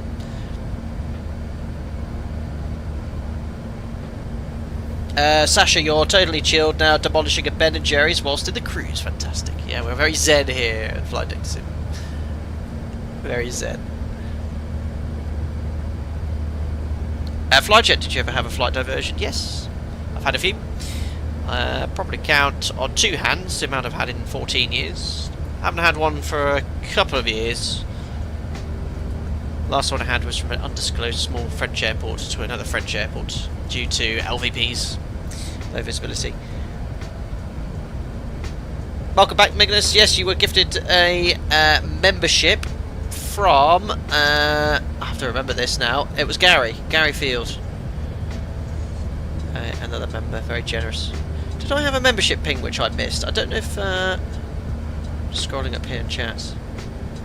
Oh, ONF, I don't know if you're still around, buddy. Have I just gone for my break? 61 months. Said my girlfriend's mum was on the first ever flight from Knock. That's amazing. She was from a local town and won the ticket in a raffle. Amazing. What a stat. Built by the priest. Amazing. There's North Norfolk as we fly over the North Sea in the 380. Dennis, how old were you when you got your CPL? I was 20. 20. Well, you fly very often to undisclosed. Many times have you still.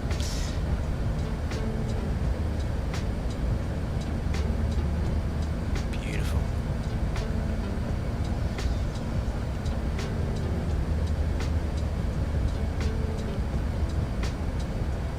Matchship says looks like 2 planes are available. Yep, you can get from FlyByWire the 320 and the 380.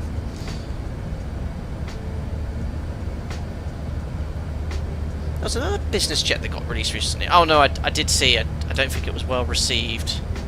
I was looking at the Flight Sim news site. I think it was like Elvis Presley's old jet. Someone released that for Flight Sim. But I think it's very basic. Texture's quite basic.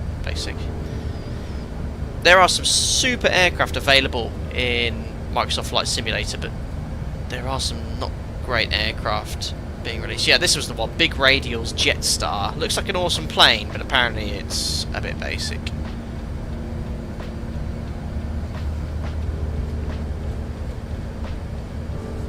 Shame. Is it allowed to get a CPL in 16 in Europe? You get your PPL. CPL, I don't know. I'd be guessing 18. Scotty, what's a European approach you could recommend? Favourite to look at and most challenging? So probably Madeira. Some traffic over there as well. Madeira, Innsbruck, both beautiful approaches. Corfu, airport I fly into, runway 14 or 16, can't remember. 16. Having still, we can't see your browser. Yeah, I did show it. Just looking at what the airplane was. PPL from 17, CPL from 18. Very good. Where's top of descent actually? What a fantastic free out on this is. Does it not show you top of descent on this? 25. There we are. 17:21. Okay, not long to go. Just under 40 minutes. Lazy Gaming UK, looking forward to the summer season of flying. Yes, I don't think there's many pilots that are not looking forward to summer. Winter ops put behind them. Obviously, you've got the increased chance of thunderstorms. But I'm in the sim now, regardless. So this time last year, I was just starting my training to become a line training captain, and then my Tier E training started thereafter in March, April. And I had a reasonably busy summer on the line. But now winter ops, it's sort of slowly ending. Certainly in the UK, I flew yesterday, and I got up at 3 in the morning, went to work, and it was about 6-7 degrees. So aircraft didn't need de-icing. It's nice.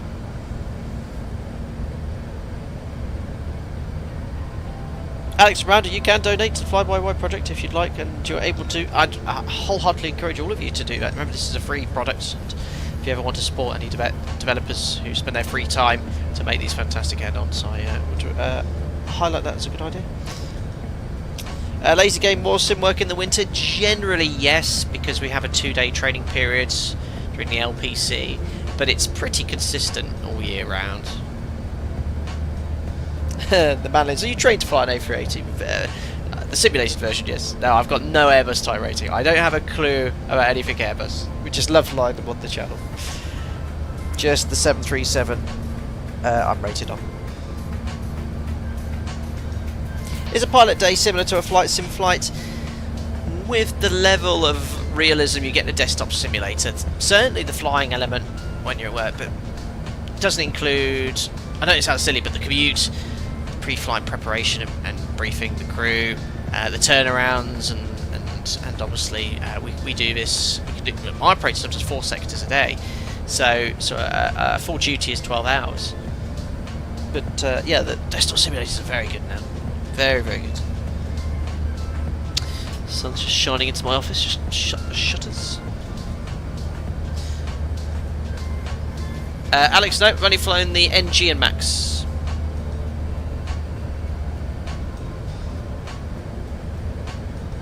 Jimboy Simulator, like a proper level D sim. Yes, I'm a TRI and Tier E. So my day job is primarily my operator as a TRI and Tier E. So I do training, both type ratings and recurrent, and LPCs and OPCs at my operator. Now, when you become an examiner, you become an examiner on behalf of the authority, but I work under the ATO of my operator. So yeah, my roster is, I do 3 blocks in the sim and 1 block flying on the line, or the flying's line training and line checks, but often during the sim week I have the odd flight. So this is my sim week, but I did fly yesterday because there's a lot of training going on, and as I said earlier on the stream and on Instagram yesterday, I was training a direct entry captain.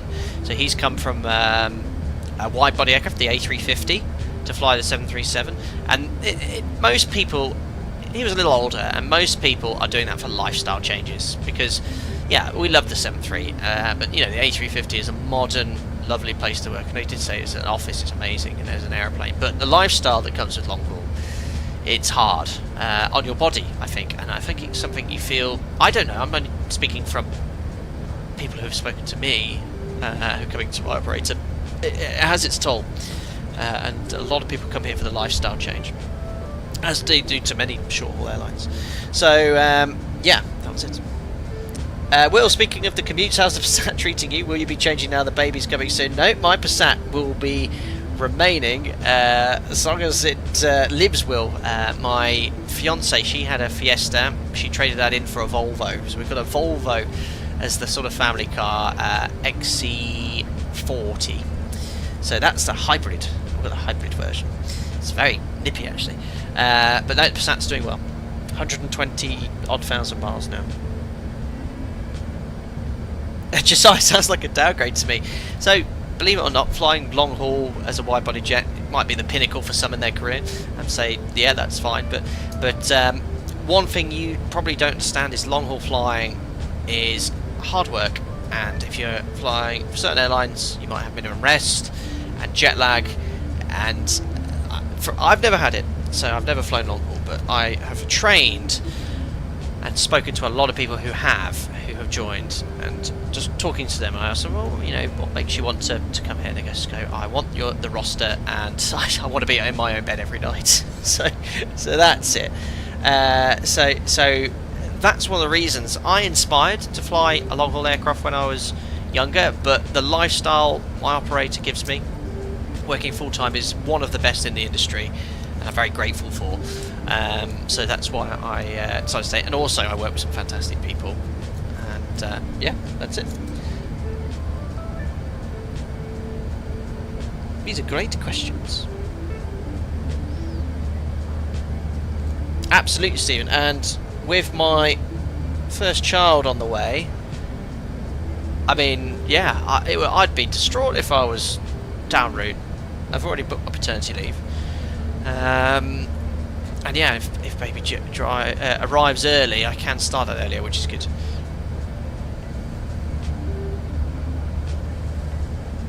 Yeah, my work-life balance is really good.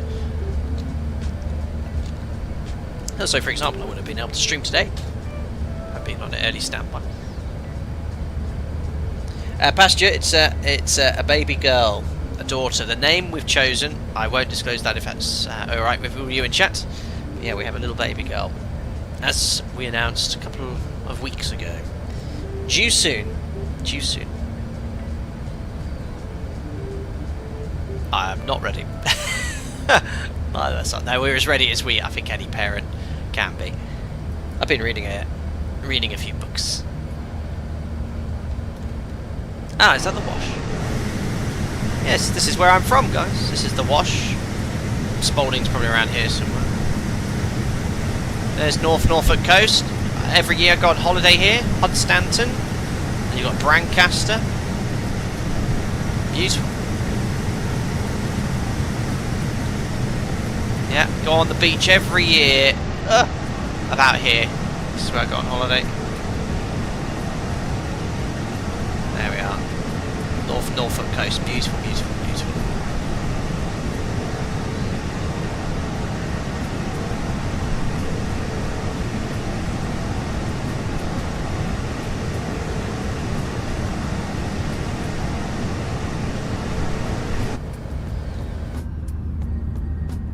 Excellent. Simba, is that your neck of the woods? Is it Norfolk? Whereabouts are you, sir?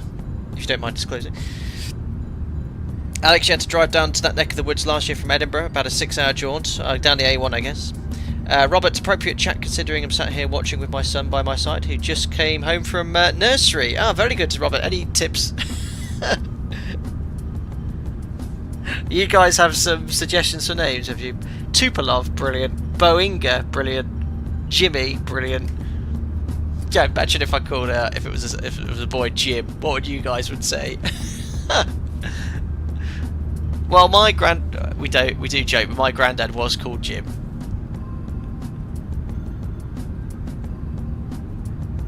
William Bosch, weren't you at flight level 400? I think that's just, yeah. So what you see here is height above sea level, but obviously we've set standards on the common barometric level as anyone else in the area. Baby bags, unbelievable. Hi Maxi goes, I fly sim. I learned how to fly the 737 Max variants from your videos and tutorials. Well, awesome, buddy. Hope you're enjoying it on your desktop simulator. Joseph used to live near Skegness and used to go into the North Norfolk coast all the time. Takes ages to get there from Skegness though. So yeah, I mean Joseph, I was born in Boston in the Pilgrim Hospital. My parents, my mum and stepdad lived near there, and I went to school in Spalding and grew up in Spalding. So Skegness I haven't been to in a very long time. That's the other side of the wash if you guys are interested. What in the world? I've just noticed something on VATSIM. There's a Eurofighter. Love that. I love how it appears as a Eurofighter. I presume it's a Eurofighter. Havoc 13. Amazing. I'll turn that off though because it does eat into the FPS slightly. Here we are with the UK. Talk about Skegness. Here we are. That is Skegness there. That means we're near RAF Coningsby, where the UK KRA is. Quick response to incoming threats.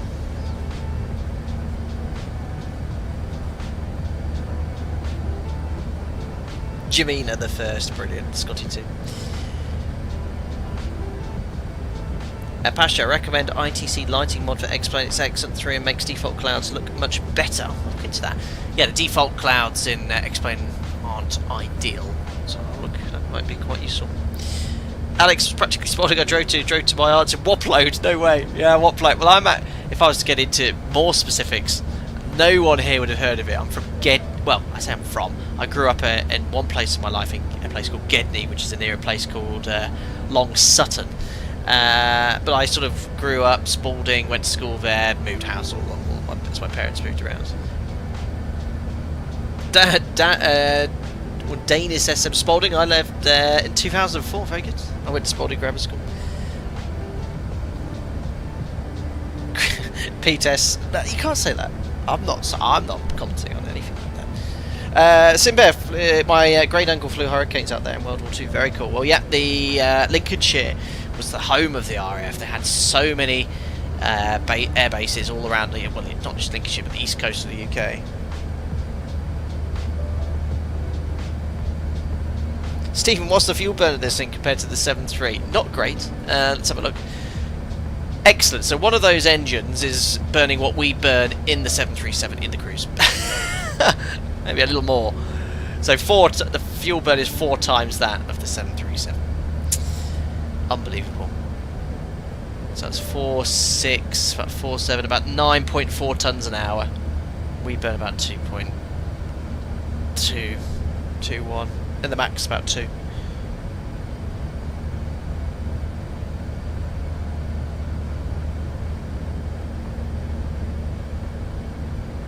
Robert Longsutton, just up the road from Wisbeach. Do a lot of work out of Wisbeach in the truck. Very good. Yeah, Wisbeach, very close to Gedney.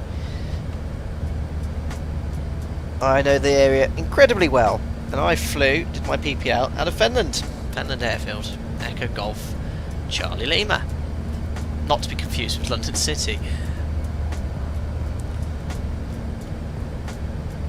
That's a lovely chill stream today. Over the UK. CJ said, would the A380 have been more successful if they made it smaller? I think ultimately what the death of the A380 was fuel costs. You know, for engines, when this was designed and sort of initially built in designed in the late 90s, built in the 2000s. For engine wide body jets is sort of where the industry thought it was going. Obviously got the 747. A340 was flying, and it seemed to be the way that it was going, but since carbon fibre and technology has advanced, and the reliability of turbofan engines, twin engine jets is where the direction went, and the amount of fuel that they burn in comparison to this, and the 7.4, and the amount it can carry, it's a no-brainer. So that's where the industry went, and will continue to go, no doubts. Unless we're all flying small supersonic business jets, boom, really takes off.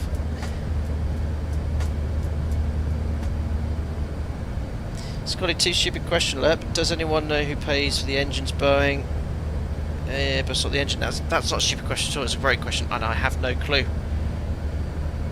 I should think it's the airline. I'd hazard a guess, but I could be completely wrong. And then obviously the airline probably has some sort of contract with the manufacturer for maintenance and parts.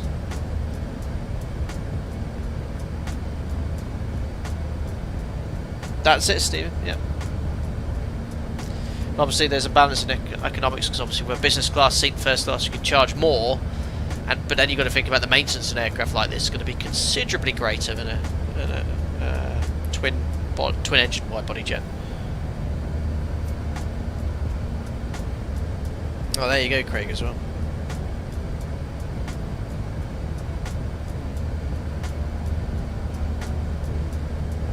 It's a fascinating aeroplane.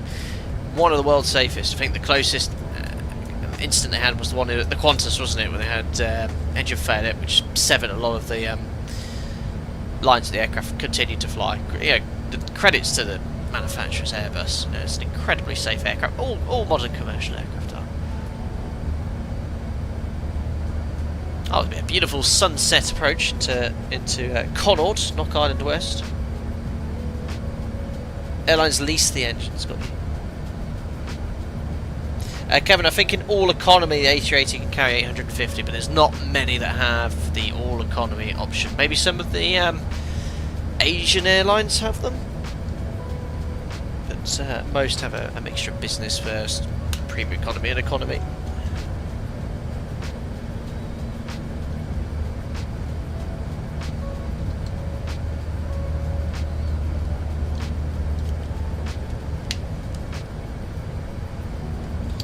Right, where's top of descent now? Still 17:21. It's about 25 minutes.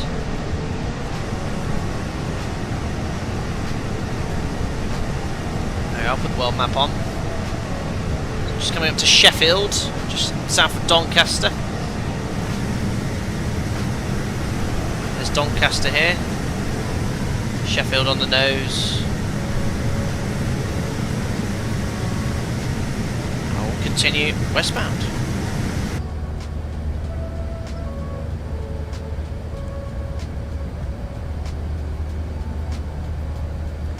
Robert Arcas says, has anyone seen the close call today at Chicago Midway? Bizjet crossing the runway as a Southwest about to touch down.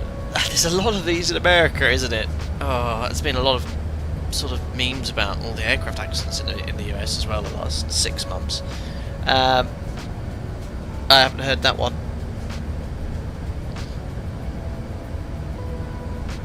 Hi Finn, thank you very much. How's the prep for the new family arrival going? I think we're ready.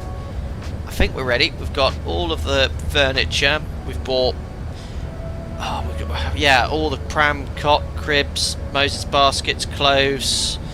We've got disposable nappies. We go to breastfeed start. Or Joe will, obviously not me. And we've got this sort of formula if the baby doesn't take it from the start, which is all sort of like pre-made, and all of the. I need to really play around with a lot of it, but yeah, I've been reading some good books on it. I don't think you're ever fully ready, are you? Dad's in chat. Reassure me.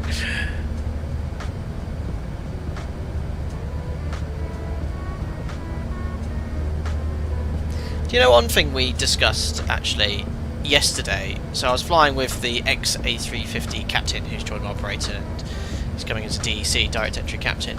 Someone just said so we could chat about radiation levels. So he was chatting, and he was saying to some of his colleagues, when you do the polar flights, the polar routes, you do get very high levels of radiation. I found that quite interesting. Obviously, I don't fly enough to have higher levels of exposure to radiation, but they were saying on the polar routes, someone or something, or took a, I don't know if it's a Geiger meter or something, but they had very high levels of radiation. I said it was a lot of the reasons as he was getting older and his health was becoming, I would say, something he wasn't concerned about. He didn't have any health issues, but he was sort of in his 50s. And he said, no, I want to enjoy my last 10 years. So yeah, something he discussed. V Sky Checker Kevin, it says you never get ready for a new child. It's a new world opened up every time, but one of the things you remember for life is very exciting. Congrats. Cheers, buddy. And Kevin, no, you're never quite ready. You're also not ready to fall in love as much as you. Aww. Gary says my daughter 17 had a milk protein allergy as a baby. Was a nightmare until it was diagnosed. Confused with is it pronounced colic? I had a neighbour once, Gary, and their child couldn't have the milk protein, so they had to, and the doctor misdiagnosed it a few times, and it used to get very sick after drinking it. So yeah, there's so much to think about, isn't there?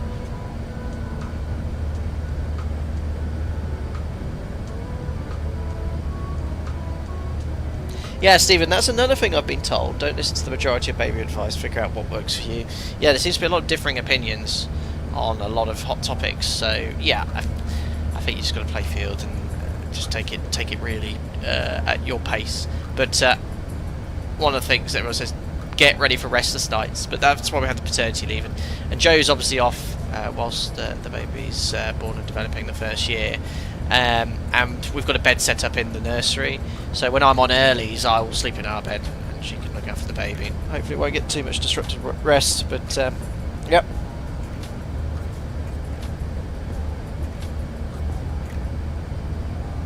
Oh wow, is this right? Namboozle, should we find this video? Let me look into this. So this happened today. So this was a let's have a look on YouTube. It'll be on YouTube, won't it? South, what was it, Midway?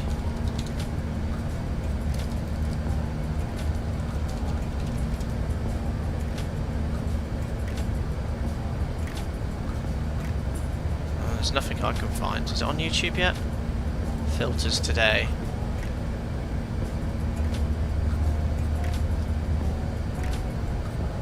It's on Reddit.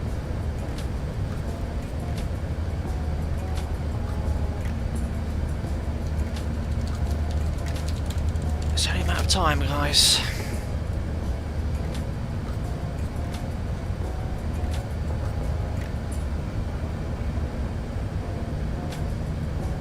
I guess it's not sort of much public knowledge yet, because I can't find anything on the internet. I'll have a look at it after the stream, and if anyone can find the link, I'd be interested. Directly over Manchester, guys. That's always busy on that sim. Can't see the airport there. Oh yeah, that's the cities, the airports to the south.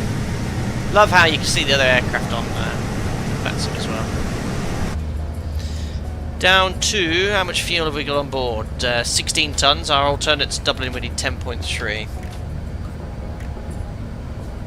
I mean, in the last hour, that's why I can't find anything yet.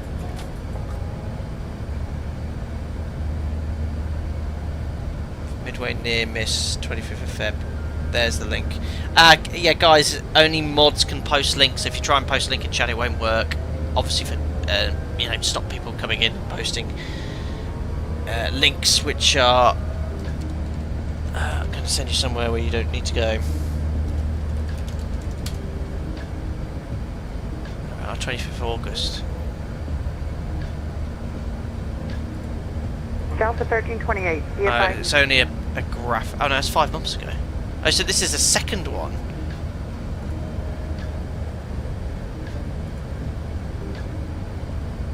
I think I've got it. Yeah, I got it, guys. Hold on. Don't think I can pause it. It's a GIF.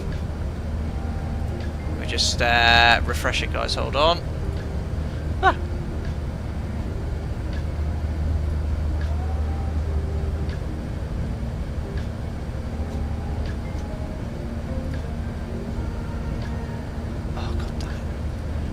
Reddit's dodgy.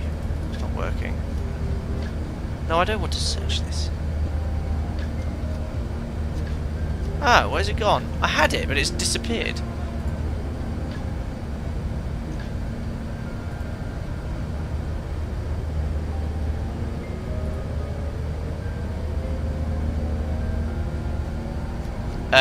It was on Reddit, but it's completely disappeared.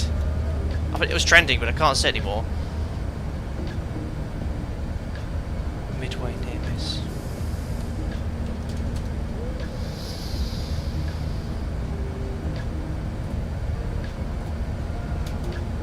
got it again. Found it. Here we go. So I've not. This is the first time I've seen this. So this was today, about what, an hour ago. Can you guys see that? Oh my god! Oh my days! Wow, well done, Southwest crew. Really vigilant. Wow, wow, wow, wow, wow, wow. Did you see that? That reminds me of the Barcelona. Oh, yeah. Well done, Southwest. I think if they landed, they would have made it, but still. Really vigilant. You've got to just never lose your vigilance. You just don't know when this is going to happen.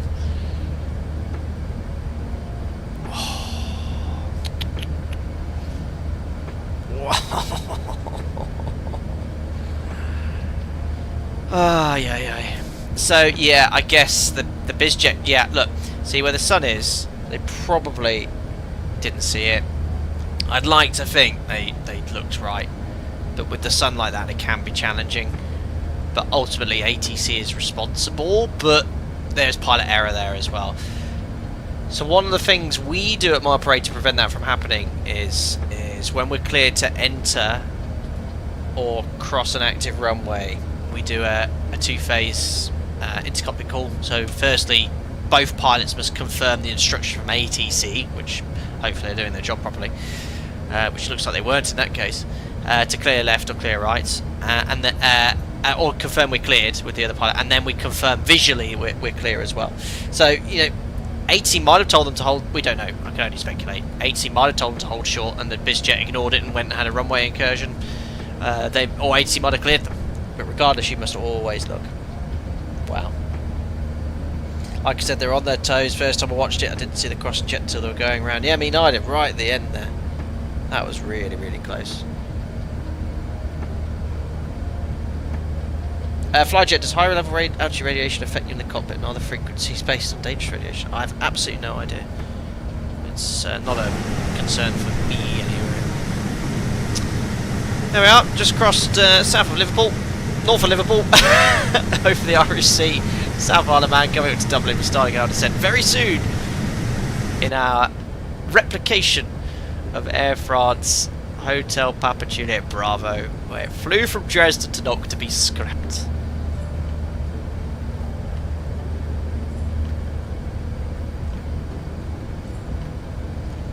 Hot dog, if they landed, they surely would have collided. I don't know if they. Hopefully, if the Southwest had noticed it, they would have braked hard. 73 can stop quite quickly if you really stop on those brakes, which you would do in that situation. It looks like at the pace they were going, the BizJet would have crossed, in my opinion, but no, that should never have happened. Welcome. Never want to expose an aircraft to that situation. Welcome aboard, Liam. Thank you very much for subscribing. Right, top of descent, 21. So it's about 10 minutes. Let's start setting up for our approach into Knock. Run through the checklist. Did turn the lights off, didn't I? Yeah, 10,000 feet. So we don't need to do any altitude change. We'll maintain flight level 400. So let's start our descent planning. So there isn't a huge amount to do, is there? It's in an Airbus. It's Perth. Descent. Let's grab the weather. I don't think. Does anyone in chat want to get the weather? Echo India Kilo November in Knock, so I can input the data into the FMC.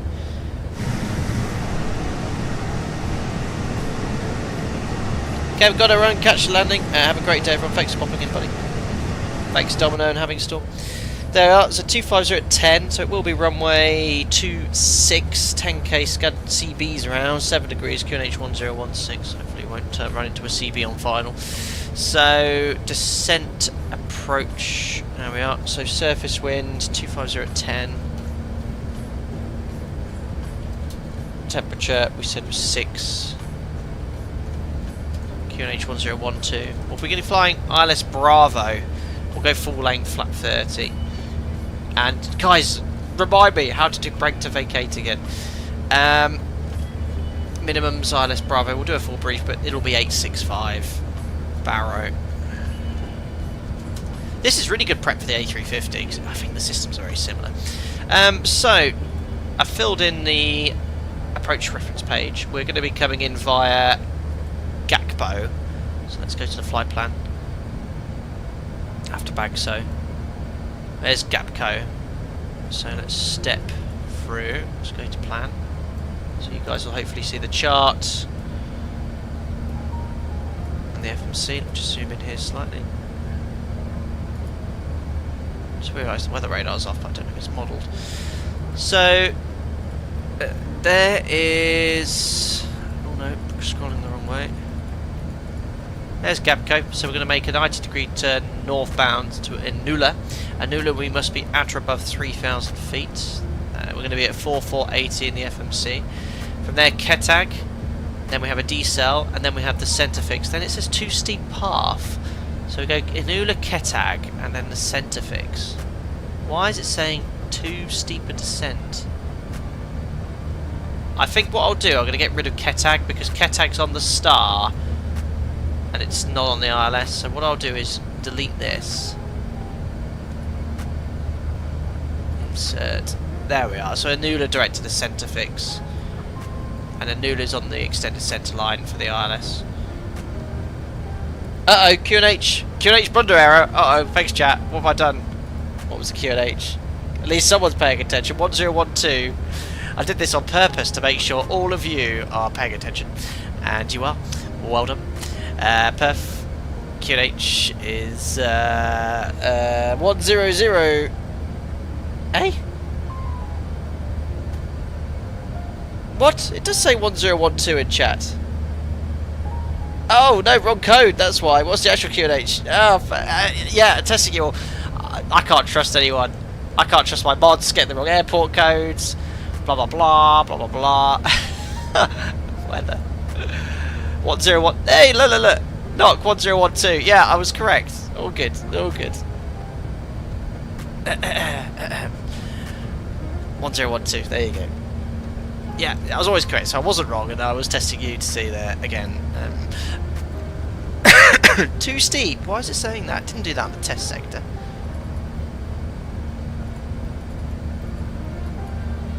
Why is it not letting me step through the points?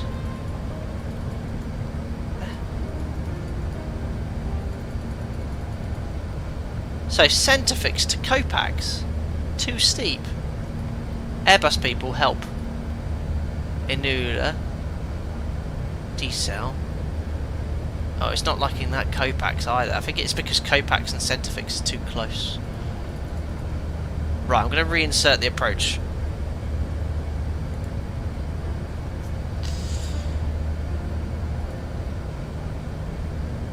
Please don't break.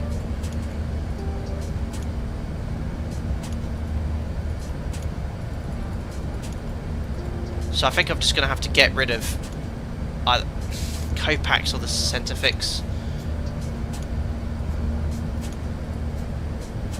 This descent point is a bit off Copax. I'll get rid of the centre fix then.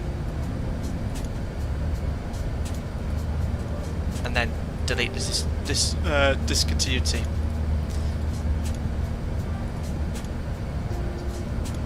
That's better. So Copax 2490. It's putting me a bit low. Oh no, look, it's just updated. Copax 2790. Again, that's a bit low. We're still working out 2780. Ketag 3270. Okay, that'll do. Inula 4460. So I'll just switch to VS, but it looks like it's planning a descent. We've got something in there as well. The winds are wrong blood. What is it now? I think it's probably just changed. 250 and 10240 is going to make zero difference. There we are, so that's done. Don't use manage at the end. Yeah, we'll switch to VS. We're going to go full flap. Now, VTB, we've got to use this feature. So, I can fly this aeroplane. I'll activate approach once we get below 10,000 feet as well. So, how do I zoom? I remember about I zoom in all the way here, don't I? And then I click where I want to vacate. No, that's Dresden. How do I switch airports?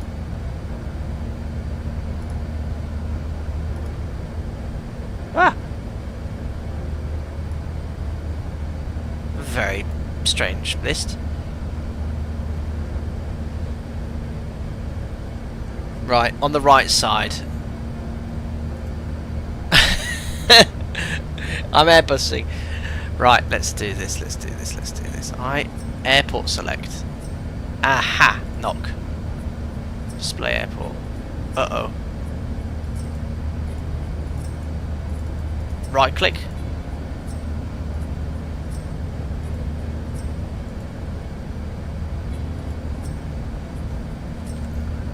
Oh, does it not have it in the database? So if I press Dublin, layer Dublin, yeah, look, it's not letting me click knock, guys. So unfortunately, I can select Dresden, I can select the alternate Dublin, but when I select Echo India Kilo November knock, it doesn't work. Well, we're going to scrap it anyway. Stupid Airbus. So we'll have to do it manually. I'm sure the SimBrief planner will let me do this. That's a shame. You can do manual brake to vacate. Oh, how do I do that? Well, can't I just do this and just select my auto brake setting? Uh-oh. Come on, SimBrief. You can do it. There we are. So, full flat, brake optimum. Reverse, yes. VRF plus 5, yes. It'll be dry. Factored. Okay. Actual 16. That's based off auto brake what? Brakes, auto. Auto? Auto brake 1? Really? Okay. I'm going to go auto brake 2. I don't know what that data is. So that's based off auto brake 1 actual land distance 1600 meters. I thought it'd be less, more than that. Right, I'm going auto brake 2. Unfortunately, I can't brake to vacate because it's not in the database. Anyway, making a right turn, overhead Bagso. That's the arrival into Dublin. Don't know how I know that. Waft your cap out the window for extra braking. Doff my cap. What else do I need to do, guys? I've done it. Frequency courses, minimums. It's an Airbus. I don't need to tune any ILSs. It'll do it for me. We're ready for descent. Smash it. So yeah, it's last flight. Doesn't matter if I smash it down. No, I'll try and butter. Otherwise, I'll never hear the end of it.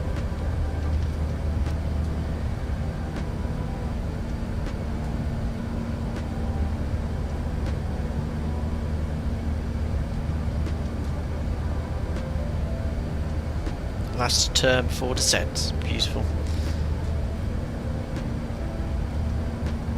Everyone's saying smash it, slab it into the runway, poker. Brilliant. William, yeah, I mean, we talked about the GG crash multiple times on streams. Because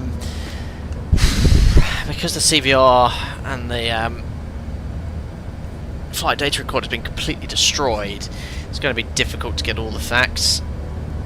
I think it had some sort of dual engine failure.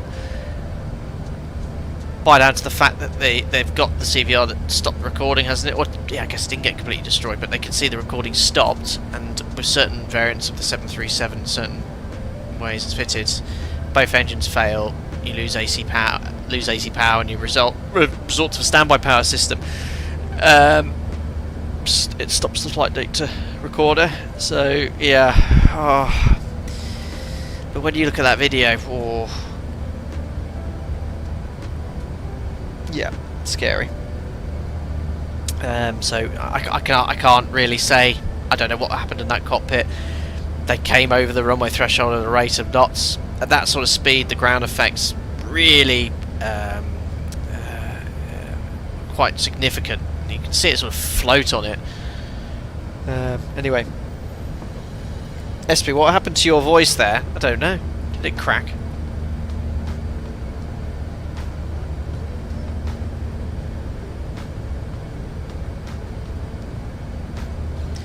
John's want to ask, and ignore if this is not the right place to ask, but how do I fix ASFS saying the weather control script isn't running? I have absolutely no idea, sir, what that is and how to fix it, or if anyone could direct it in the right way.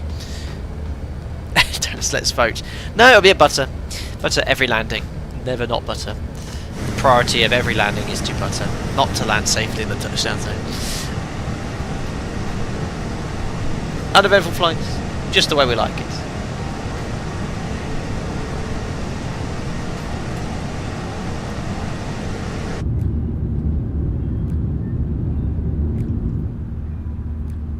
Very quiet here.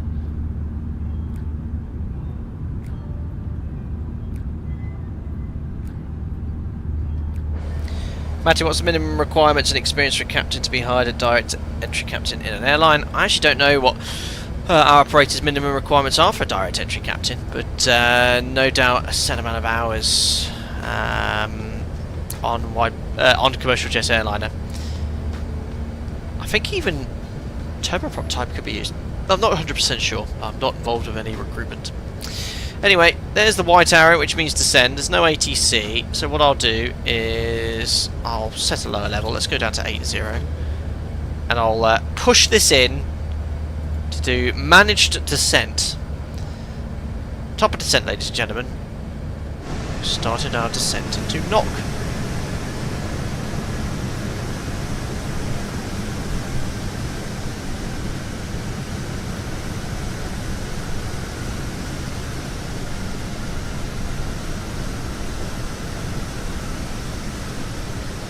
Pro Airbus, yep. Managed descent, and Airbus is now descending following the green dot, which is going above us, and the thrust is in between the pigments. Stephen, shame you can't flog this aircraft. I'll back at a discounted rate of cargo conversion. Yes, you know, we do have a number of A380s, just slightly less than Emirates, but we couldn't actually fit any more in our fleet. What's happened to my green dot? Airbus experts, I thought it should be following this. This is VNAV, isn't it? It's open descent, so why am I descending at 4,800 feet per minute with my profile 1,500 feet above? Could someone explain? This normal behaviour?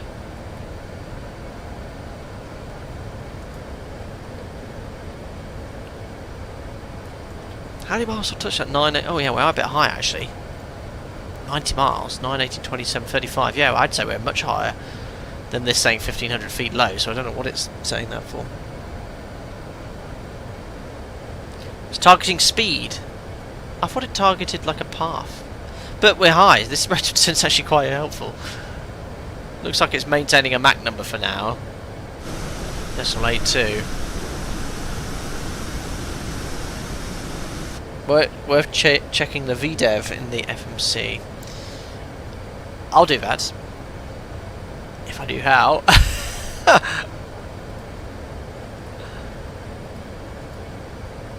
Is that on here? 289 knots. Goodness knows how high. Oh, it's coming back now, 1,200. And the rate of descent is subsiding. Oh, you're not on managed descent. I thought I was. I pushed it in. Manage it. Is it open descent when you pull it? What do I want? I can hear power being added.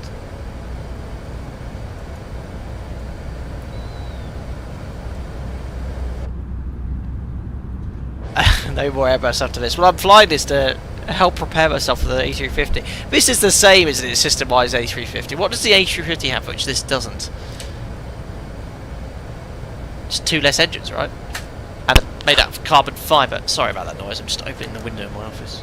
Quite warm in here. PC's like a thermonuclear reaction.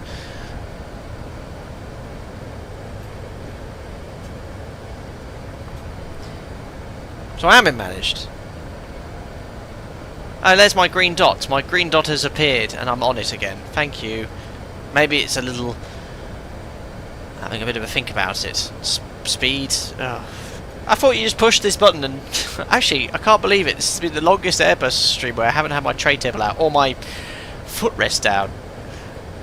There we are, left turn to Gapco. Well, managed descent's not managing to descent very well.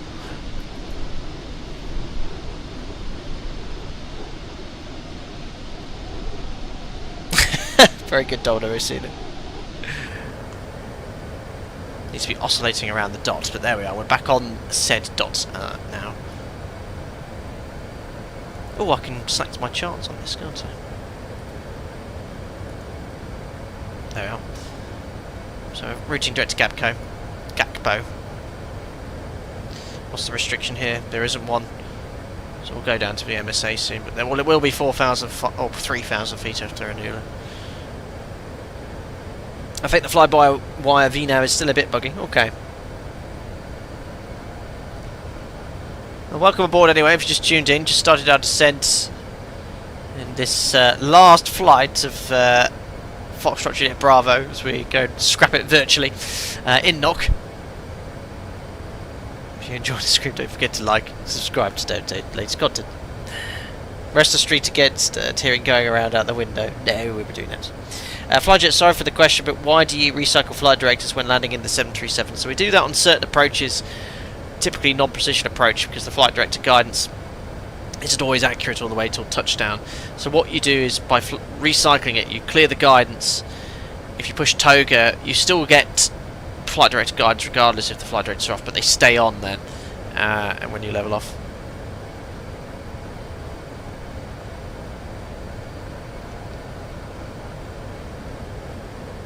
Scarlet Q, any plans for a 777 failure stream? Well, I guess the PMDEG has the same level of failure modelling as the 737 has. Obviously, I don't fly the 777, that's a problem, but it's something we could consider.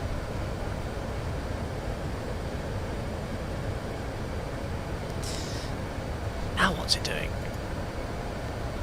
Idle thrust. The whole time I've not touched the thrust lever. Seatbelts on. No mobile phones, please. Remember, this is an empty A380. We're ferrying this aircraft. Beautiful sunset, absolutely. How much fuel have we got on? Alternates 10.3. We've got 13 tons. We've got plenty of gas. Well, I say plenty. This thing burns quite a lot of fuel.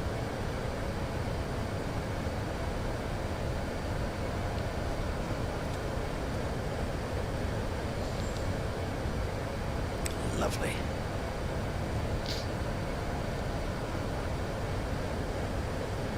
Resident Helicopter, any plans to you? Any builds A350? Yes, once it's released I will stream that hopefully on Thursday.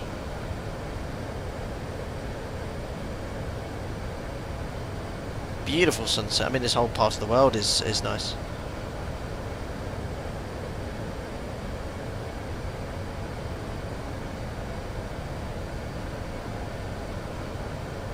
James, you watch the F1 videos rocket-powered Mohawk makes? Guaranteed love. I've not looked at that.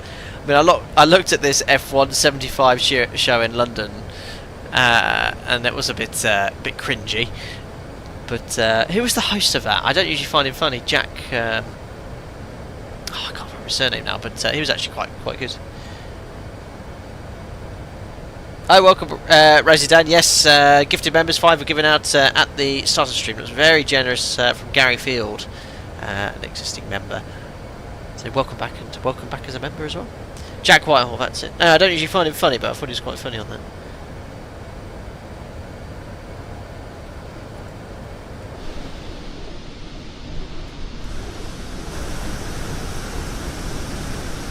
Beautiful. Yep, landing in Knock Island, VV. This was the last flight of this very aircraft back in 2020.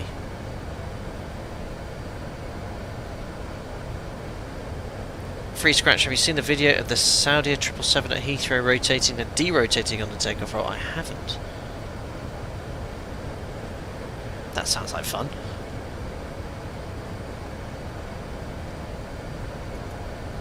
Right, how many miles till touchdown? I've got 47, 510. Yeah, this looks good vertically now. On speed, although a bit low on speed. I think it's going to add some thrust, I guess, to get back to that target speed. Passing flight level 150 for 80. Beautiful sunset. We'll record the landing as well.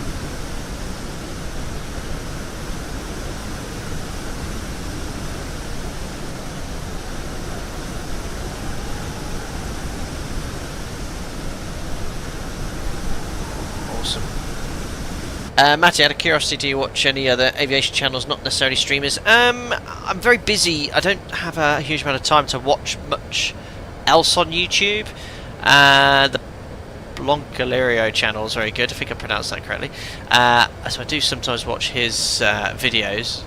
If I do watch YouTube videos, it's usually stuff that is nothing to do with flying. So a lot of the Formula 1 videos. I think the reason David Hasselhoff appeared in Knight Rider, I've been watching some old Knight Rider videos from when I was a kid. I had them on VHS. But yeah, they've been coming up in my feed a lot. The algorithm has put David Hasselhoff in my suggested streams, suggested videos.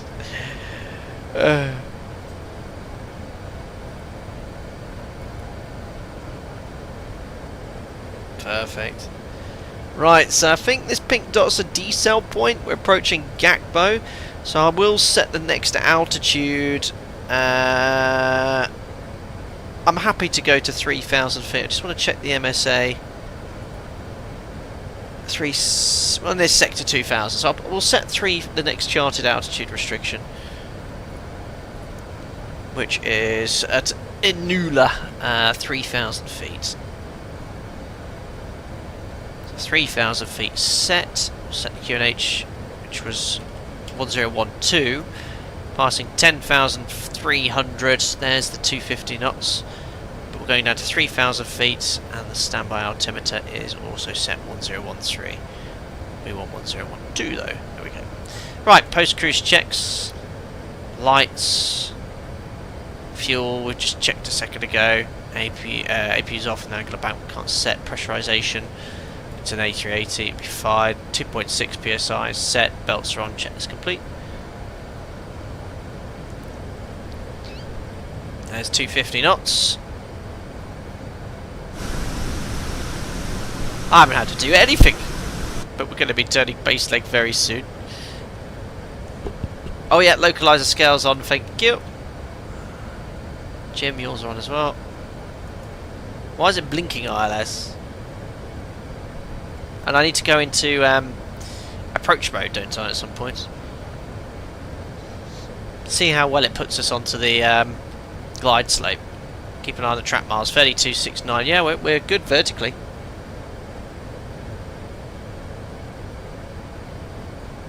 Airbusing at its finest. Oh, there we are. We've got the ident. India Charlie Kilo.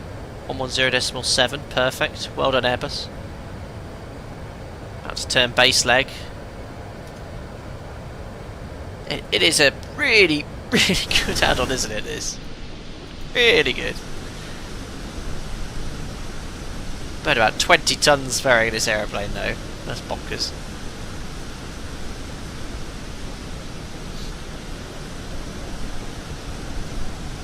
There we are, turning base. Oh, please get rid of that blowing wind sound. Microsoft Flight Simulator still get that. Sounds like I'm in an old barn.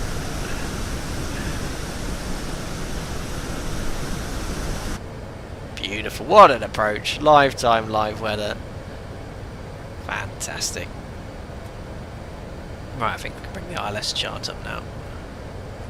Or we'll appear on here, won't we, as a plane somewhere. Oh, look, there is the localizer, glide slope already. This has done a really good job.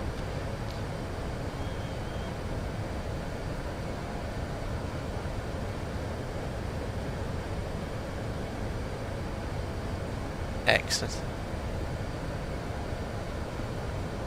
James simply said, as you would say, I implore you to watch it. He's not very PC at all. I think it's something I would have thought you would enjoy, though. What's that in relation to, James MP? I missed what you said before. Are you talking about Knight Rider? I don't know.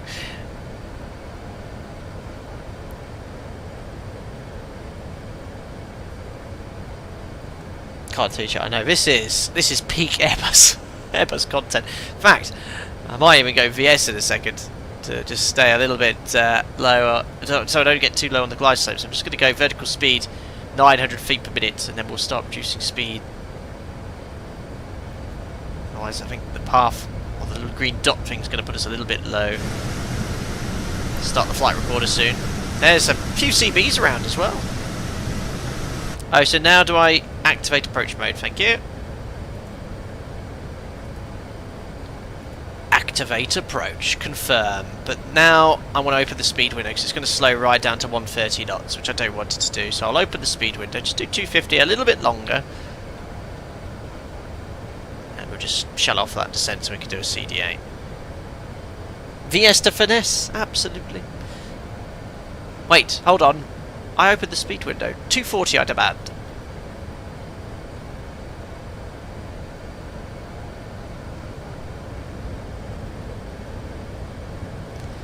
Right, good approach. Vorlock. Localizers armed.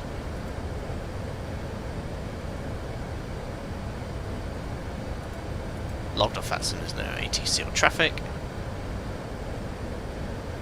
And yeah, we're quite a lot of glide slope, so we'll just set 500 feet per minute. Localizer capture, runway heading. Don't need to set it. Airbus. Engine anti-noise. Flaps now. I'm 18 miles out. I don't want to slow down yet. What's the flap placard speed for flap 1? 263. Wow, it's fast. So glide slope's coming alive. 17 miles. I'll now bring it back to about 210 knots. Sim's looking good, isn't it? This is Microsoft Flight Sim 2020 OG. Just start the flight recorder.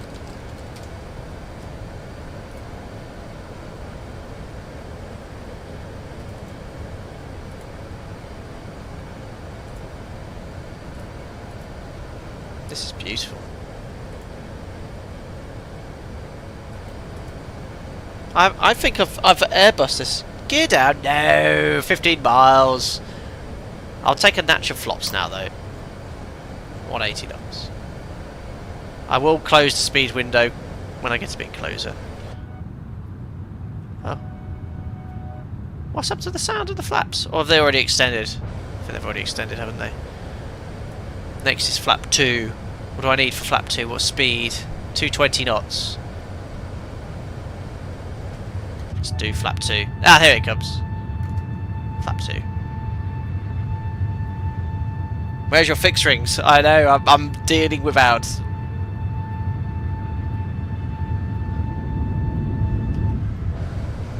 Flap 2. Arm approach. 180 knots, that's fine. I'm only 13. I don't want to go any slower than that yet. So I know if I close it will slow right down to the F speed.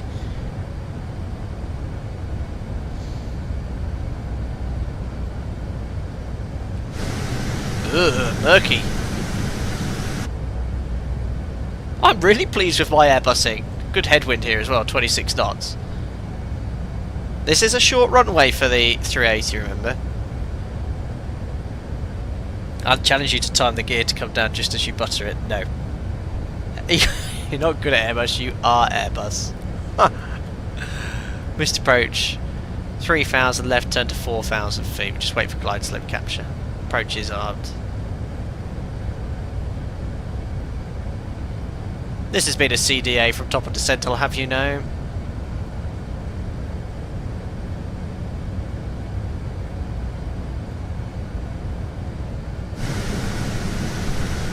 Probably a little bit early with the flaps. I'll drop the gear a little bit earlier than I would at work. Probably about 7 miles.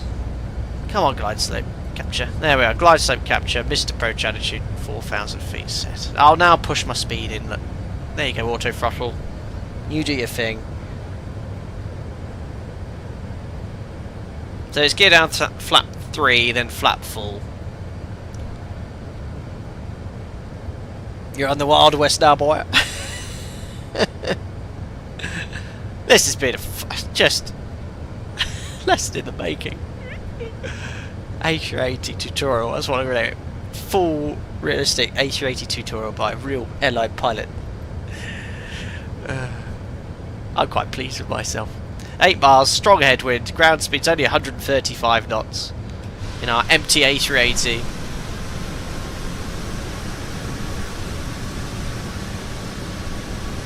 There's the approach lights coming into view. It's a very short taxi. I'll show you what we're going to do. It's land, and vacate onto apron Bravo and park. That is the size of an A380, which I think is where the real A380 parked, or got towed onto.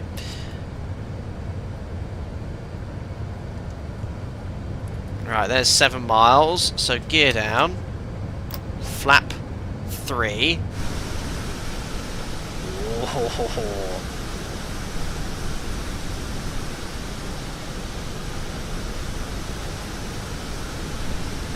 Very nice. Ah, I love how the doors retract back in the A380. It's so smart. And 6 miles, just waiting for full flap. I'll arm my speed brake. I'll keep my feet up on the footrest. Full flap. Oh, I could have configured it 5 miles, no problem. Right, where's my landing checklist? Seatbelts on, gear down, spoilers arm, flaps landing, no blue, checklist complete.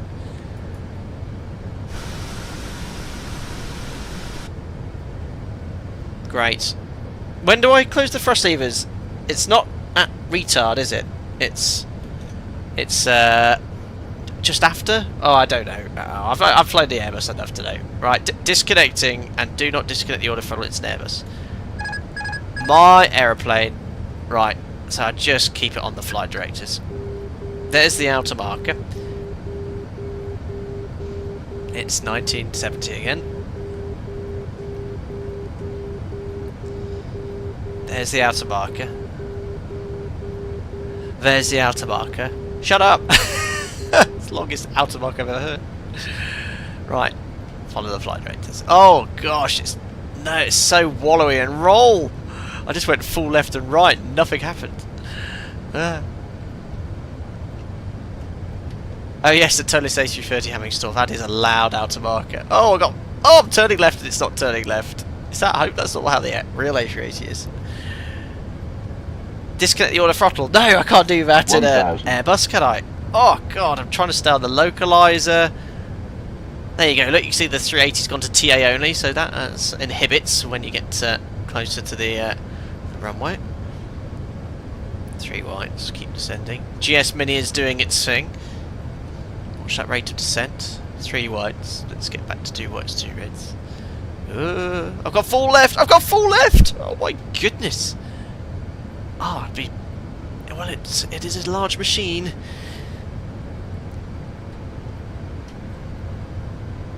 Nope, just watch that rate of descent. I feel like I need to trim, but I don't trim this plane, do I? Remember, I'm incredibly high above the ground. I've got full right, full right. I'm making really large roll inputs here. 100 above. Checked. 400. Checked. Oh, I'm really right. Left of centre line. Minimum. Continue. Oh gosh, it's so. Oh my god, I'm making such large roll inputs. Get me back in my 7.3, please. I'm going to be off centre 40, line. 30, 20, retard. 10, 5. What was that? Really? Have I bounced? I've bounced. I've bounced. Oh. That wasn't a great landing. That was so hard. Oh dear. No side stick count. I had some massive roll inputs there. Auto brake off. Ah, yes, I did turn it off because I got a stop sound. Yeah, I really was struggling there. I was really struggling. I could not get that airplane under control. I was making like large roll inputs and no turning. But we're alive, look. Ladies and gentlemen, welcome to Knock. I wasn't as smooth as the as the proper landing here, the real landing. Let's scrap it. Perfect. Shame we didn't have the brake to vacate, but that's because this airport was not in the database. There's our final resting place. Flaps coming up. Start the APU. Turn the engine anti-ice off. Oh, come on. Oh yeah, try not to get on the grass. 50, but we're down. 40, 30, oh, thanks, James French. 20, Yeah. Good one. No comment. He said, what did he say? Called it. Good thing it's already scrap. Unbelievable. Unbelievable. Is the nose wheel behind the pilot position? It is pretty much below it. So you don't have to overshoot the turns too much. But here we are, alive. But like I said, it's going onto the scrap heap, so it doesn't matter. What was the landing rate? That doesn't come up on my screen. Oh dear. Landing off. I can come off. And we're going to bring it to stop there. Lovely. Right, parking brake set. Is my AP on yet? It's available, so I can just shut the engines down. Ladies and gentlemen, welcome to Knock. And that is where... Oh, don't forget to stow the speed brake. This is where this aircraft ended its life. Stow the speed brake. Strobes off. Seatbelt signs off. It's a good job I didn't have... Oh, I thought I'd stow the speed brake. It's a good job I didn't have New Sky running for Alpaca Airways. I think that landing would have been a bit on the firm side. Minus 700 in total. Minus 400, then minus 298. We'll take the lesser of the two. I definitely bounced. I gave up at one point. I was well off centre line, but I was trying to get the plane to turn right. And it was really delayed. I don't know if that's just how the 380 is, or probably something I've set up, but I was making some really large roll inputs there. But yeah, this is the landing that they did. They then scrapped the aircraft. And thankfully, a number of these aircraft that were, I think, destined for the scrapyard have returned to service. Certainly many that were in storage, which is good news. Good news. Because it is a good fun airplane. Go to slew mode and crash it? No. Remember the wing strike with the A380 at the beginning? That's why you were struggling. Ah, yes, some structural damage to the aircraft, potentially. Surely it's not that responsive. I just don't know.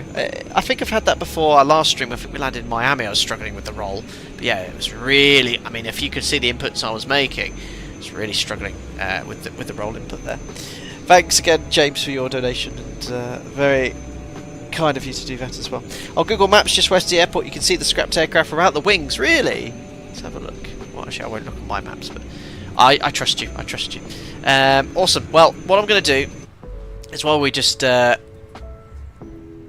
the stream, I'm just going to load up the panel state, which takes a while, but then I can do the replays. So it's right here at the bottom, aircraft states, ready for takeoff, confirm. Starts the engines.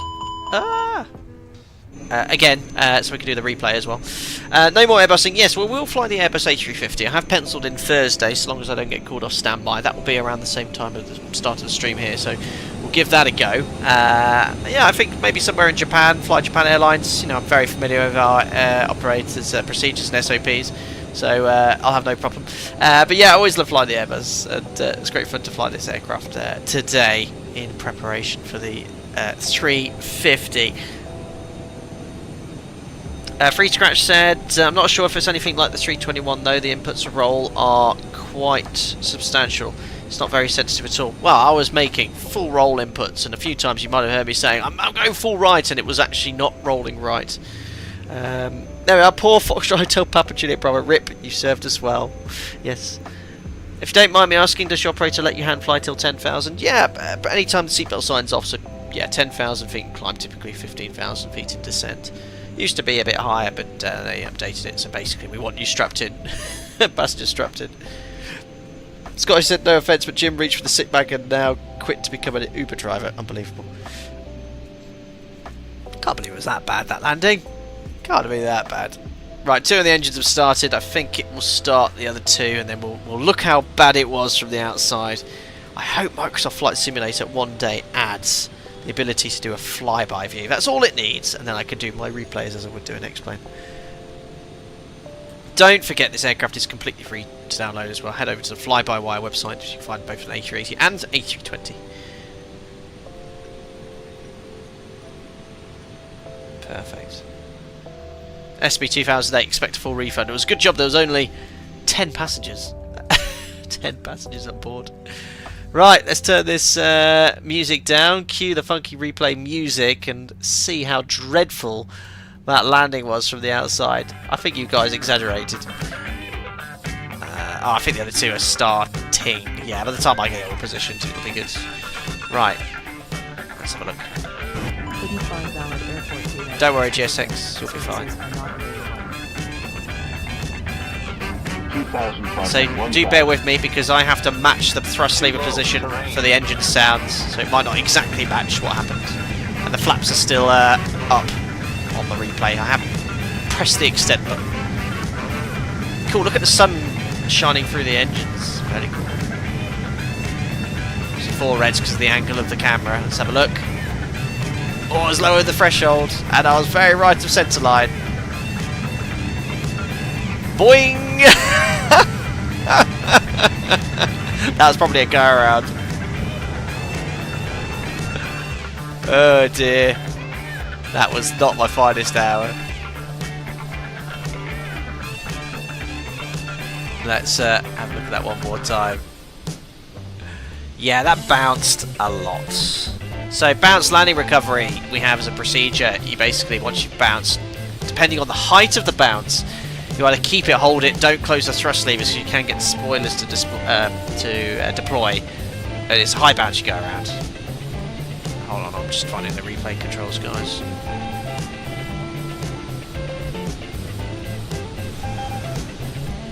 See how high we got, we're keeping that view. Boeing pilot, unbelievable. Get a little bit brighter, there we go. So, you know, touched on the mains. Yeah, it just didn't want to land. You know, I don't think that touchdown was 400 feet per minute. Oh yeah, and obviously I'm having to do... Yeah, I'd have to deploy the reversers manually and all this in the replay. See, look, if I go full power, look. Doesn't match what happened. Yeah, big wing and light. Yeah, that would have certainly not helped. Awesome. Right then, let's pop you back into the wing view so you can enjoy the approach anyway. That's going to be the one we want to watch. Couldn't find valid airport data. That will do. Excellent. So, thank you very much for tuning into another FlyByWire live stream. Very much enjoyed flying the FlyByWire A380. I think it's the 3rd time we've taken this aircraft out for a venture. It was great fun. Thanks for all your attendance and laughs this afternoon. It's been good fun. Don't forget, as I said, aircraft's completely free to download on the FlyByWire website. As I mentioned, I am on standby. It's been my working week, so I'll try to get the builds out on Thursday as long as I don't get called. If not, it will be Friday. If I survive standby then, if not Saturday. So I will do something before there when it's released publicly, purchase the aircraft. But it looks like it's going to be a good one, a fun aircraft, and we'll find a nice fun sector to do in that aircraft for our inaugural stream. Once again, thank you to everyone that donated for your generosity, very much appreciated it. And to all the members, thank you for your continued support. Thank you very much to Gary Field, who gifted 5 members as well today. I'll see you all in Discord as ever. If you're a member, feel free to tag me and ask any questions. I'm here at your service. Anyway, enjoy the rest of your week, guys. Take care, and I'll see you all again soon. Bye bye.